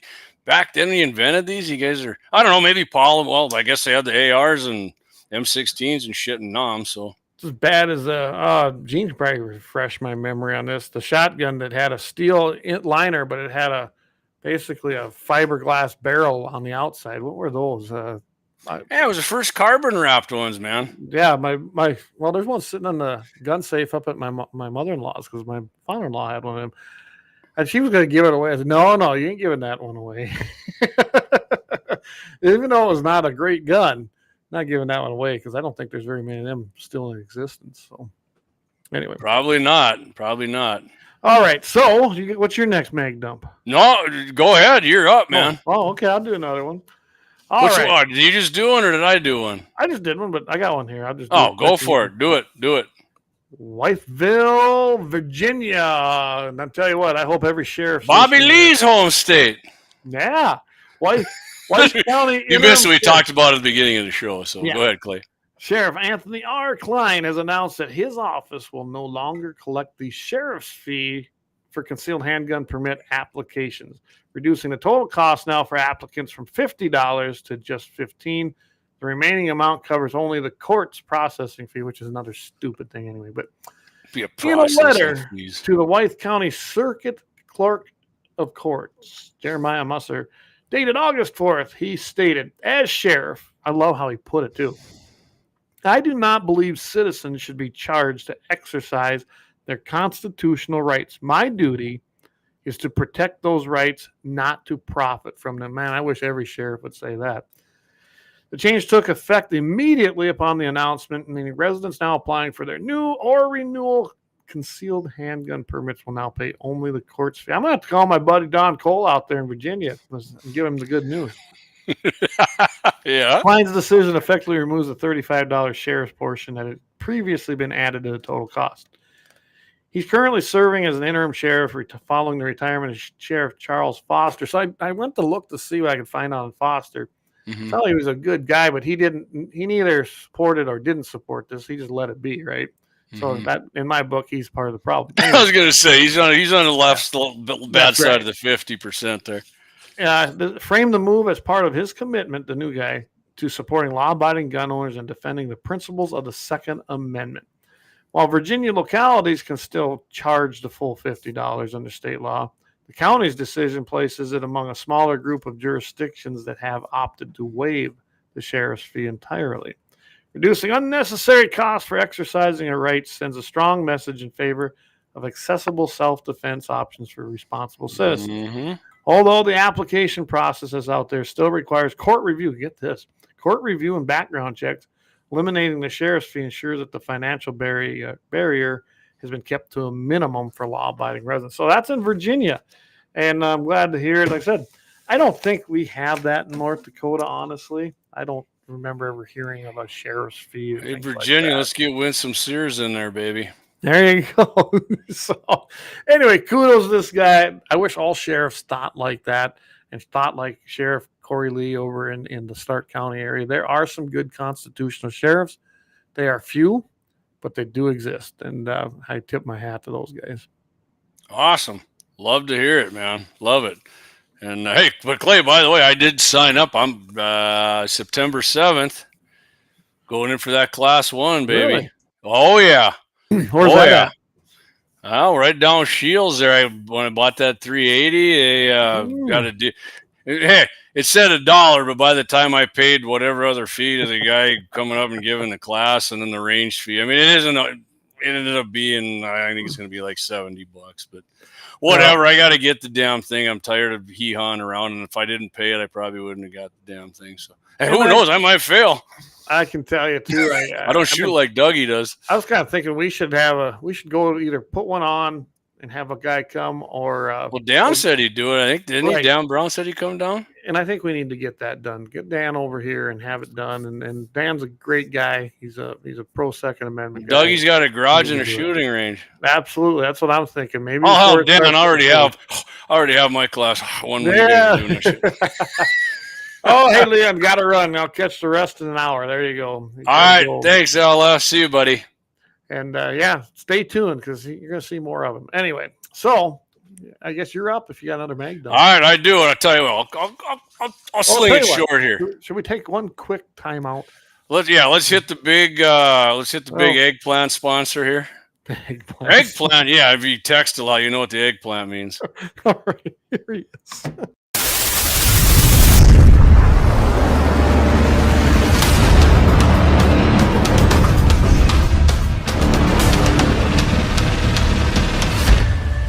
Lauer Auto Repair, located at 309 South Washington Street in Bismarck, North Dakota. Give them a call at 701-258-6308. The team of mechanics at Lauer Auto can take care of any problem your vehicle is having. And when you do business with Lauer, you can be assured you're doing business with a pro Second Amendment America First repair shop. There are plenty of other auto repair shops in the Bismarck-Mandan area. But why take a chance at patronizing a shop that might not have your beliefs at heart? Make no mistake.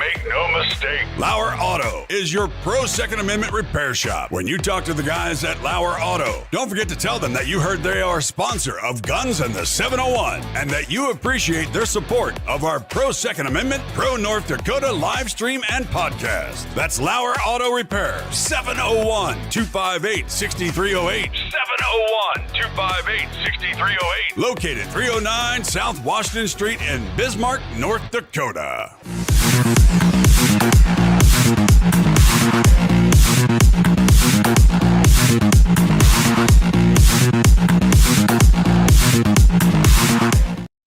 All right. Hey, Luke.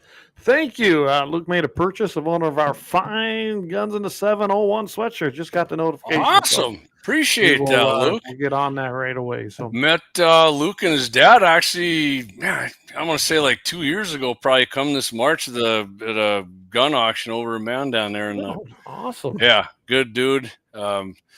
Works, keeps the lights on for everybody, man. Works in the power industry, so. And it does. And cool thing is you're in Bismarck, Luke. So if you don't mind, I can give you a call. I got your phone number too. But I think I'll get it made, and we'll bring it up to Bismarck. Save that shipping. Swing by, Luke, and you and I'll have a couple cold ones. Well, I'll tell you what. I know the shipping and handling is all included in this. But, it is? Oh, okay. But I'm not shipping. Clay's the shipping ogre, so I don't know that. Yeah, well, most time we got to ship it out. So, but I'll get a hold of you, Luke, and maybe we can do something. We need to refund you the shipping, and when I'm up there, because I know I'm going to be up there in the next week or two. So anyway, thank you very much. Awesome, thank you, Luke. Appreciate that, man. All righty, now we got one mag dump with info seeds. Dropping in that 3-rounder, man. It just got legal to hunt with, Clay. And then we'll have a happy ending.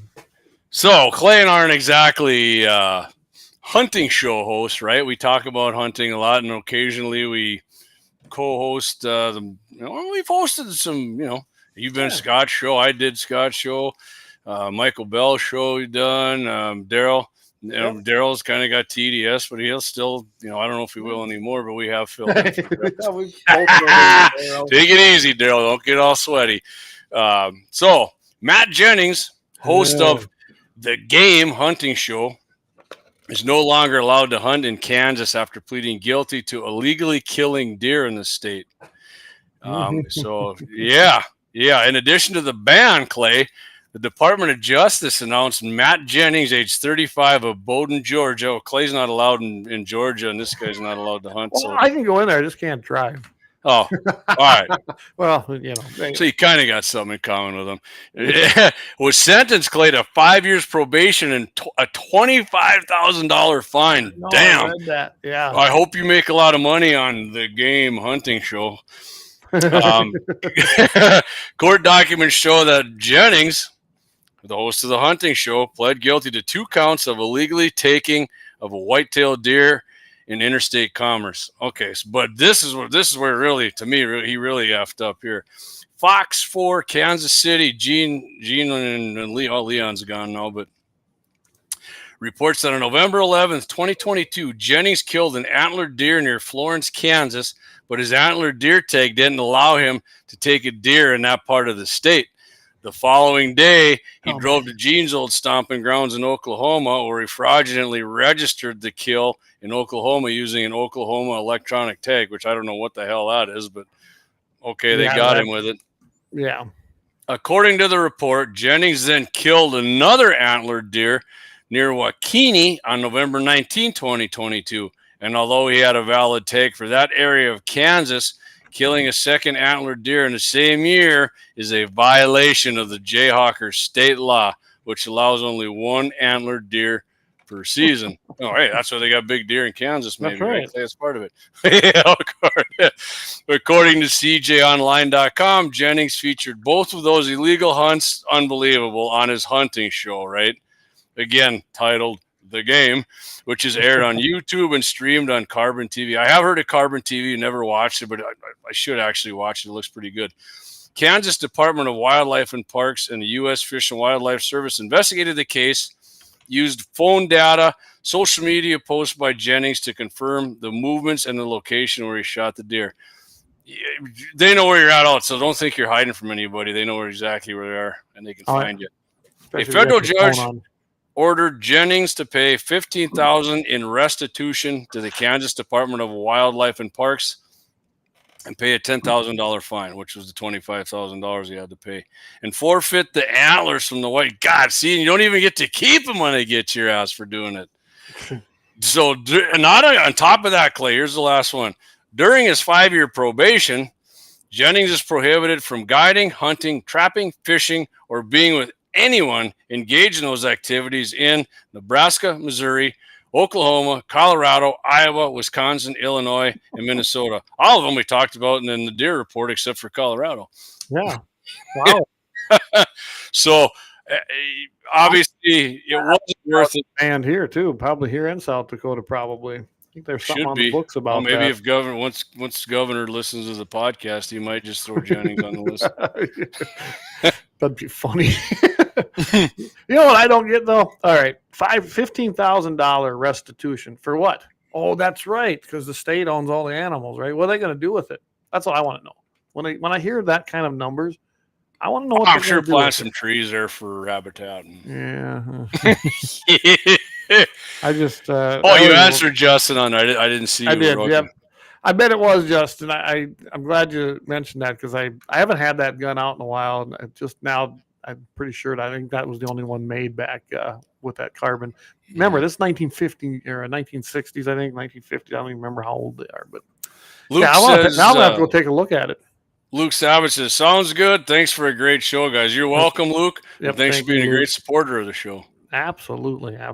So I'll tell you what, I'm going to move right in to the Happy Ending Chronicle. Love it. It comes from Indiana. Boy, we're giving Indiana some love tonight, ain't we? So Indianapolis. If you ever been to Indianapolis, it's just as bad as any other city. Anyway, two women and two girls were at a motel room with a 39-year-old man. Okay. I did look for more info on this. There's not a lot out there. So the woman and one girl left the room to take some of their things to their vehicle, which, I mean, that happens, right? But the 12-year-old girl stayed behind because she wasn't feeling well. How old was she? 12. And that's where this gets really bad. Oh, shit. Okay. Yeah. When the others returned, they reportedly found the man armed with a gun holding the girl down on a bed. Ew. A real piece of shit. The girl was saying no repeatedly with her clothes ripped. The mother drew her own firearm, good for her, and shot the man multiple times. And then the family fled. They called and reported the incident when they got safely away. And the piece of shit scumbag assailant, they said it differently than that, was taken to the hospital. You said it right. Yeah, in critical condition. You know, I don't think I'd have left them in critical condition. I think I'd have left that as a no witnesses and my story's the real story. I think the outlet went out in that room, in the hospital room. Sure. The man was previously convicted of child molestation already, and now he's facing charges of attempted rape, attempted child molestation, confinement, and unlawful possession of a firearm. But the happy ending about this is at least the mother, she was carrying, so she that was one of the best ones yet, Clay. Yeah, and she saved her daughter from a horrible experience, and she at least put this piece of crap scumbag probably back in jail, because I don't see as he's a previous molester, I'm pretty sure he's going away for a while. Yeah, and hey, Clay didn't give two shits about. He's already a felon, and he bought a gun anyways. Couldn't care. Didn't matter to him, did it? No. So gun laws. So two lessons. Gun laws don't do shit. Second Amendment and freedom. Freedom rods, freedom seeds. Armed citizens can save not only you but your child, which is, I mean, Absolutely. that's what I said. This is one of the better ones you've ever had. Yeah, I've ever had, because it saved a little 12-year-old from lifetime trauma. And that's why I did that one. I was like, you know what? Love a it. little Good girl one, Clayton. Love who had no, not her fault, and her mother saved her. Thank goodness for that. Thank God that woman had the right to carry, exercised the right to carry, and she put some plugs in a guy. Indiana might be a permitless carry state. Could be. I hope the hell she put him out. That she shot him down Probably there 380 in the twigs and the berries. That's where I hope she got it. The eggplant. Yeah. Take that, The twigs and the berries. So anyway, you like that one, huh? I do like that's fun. That's funny right there. Oh, but by the way, Clay, we can't tell on all platforms everybody to listen, but who we can see right now, we got 49 people listening. That doesn't include the website and Rumble, but you guys are awesome. Yeah, we appreciate it was a nice it. night. It looks like with Rumble and everything, we're over 50. So yeah, we appreciate that. And again, if you want, hey, I'm going to put this up here. Email me there, guns at Guns701. If you want one of these to have some fun, to say, listen, this is what happens when you pass stupid laws. And this is to the legislators that voted yes on this. I'll send you one of these North Dakota lockout bumper stickers. So, all right. Perfect. With that, again, we got Friday coming up, 8:15 in the Central Time Zone, 7:15 in the Mountain. Beyond with Mitchell in the morning. I had a pretty good show, I think, planned for that. Another good, happy ending coming up as well. We had a lot of fun. I think Todd enjoys it as much as we do. Oh, man. So, if you've never listened to Clay and Todd on Friday, man, it's a great show.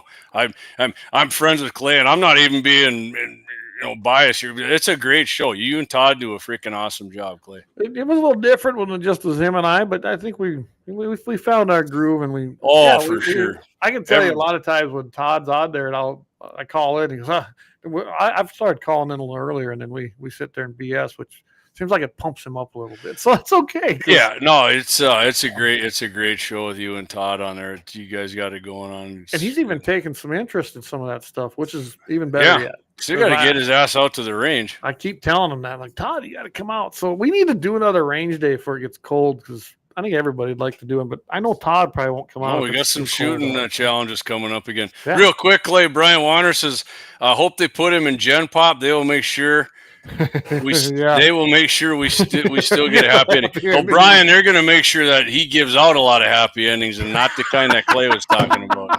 Yeah. Love it. Oh, all righty. Well, everybody, I want to thank all our sponsors again. Lauer Auto Repair, you are the best. You've been with us since day one. Bloodline, Kinetics, Horton LaserCraft, and, of course, Little Angerman Arms. And our brand new one coming on board, and, I'm going to bring him on right now here, and that's Kalon's Auto Service. We'll get the stuff hopefully by next week. Get a little ad up there, and awesome. If you're in the Lemmon area, he's the guy to go to, and the guy's really good with diesels, so don't forget about that. And if you guys know anybody who'd love to sponsor our show, hey, let us know. We'll reach out to them. We can definitely make something happen there, and we've got pricing I think that can fit everybody's budget. That's absolutely what we strive for. So, all right, with that, everybody, we'll see everybody next week. Don't forget to tune in on Friday morning, and by the way, keep your powder dry. Got Grant County Fair coming up this weekend. Carson, North Dakota. Saturday's the big day, but come on up Friday and Saturday. I'll be there both days, and you can get your Freedom Seed stubs. Perfect. And I think you're going to like it. You win two Freedom Seed delivery systems. And Clay, if you're in Mercer County, Golden Valley Rally, Saturday, you got the bull riding there, and Sunday, Wayne Herman's got the bronc riding going. Are you short tickets now? Did we take all your tickets? Nope, I got tickets. I'll bring some up there. Awesome. All right, everybody. Now keep your powder dry, and we'll see everybody.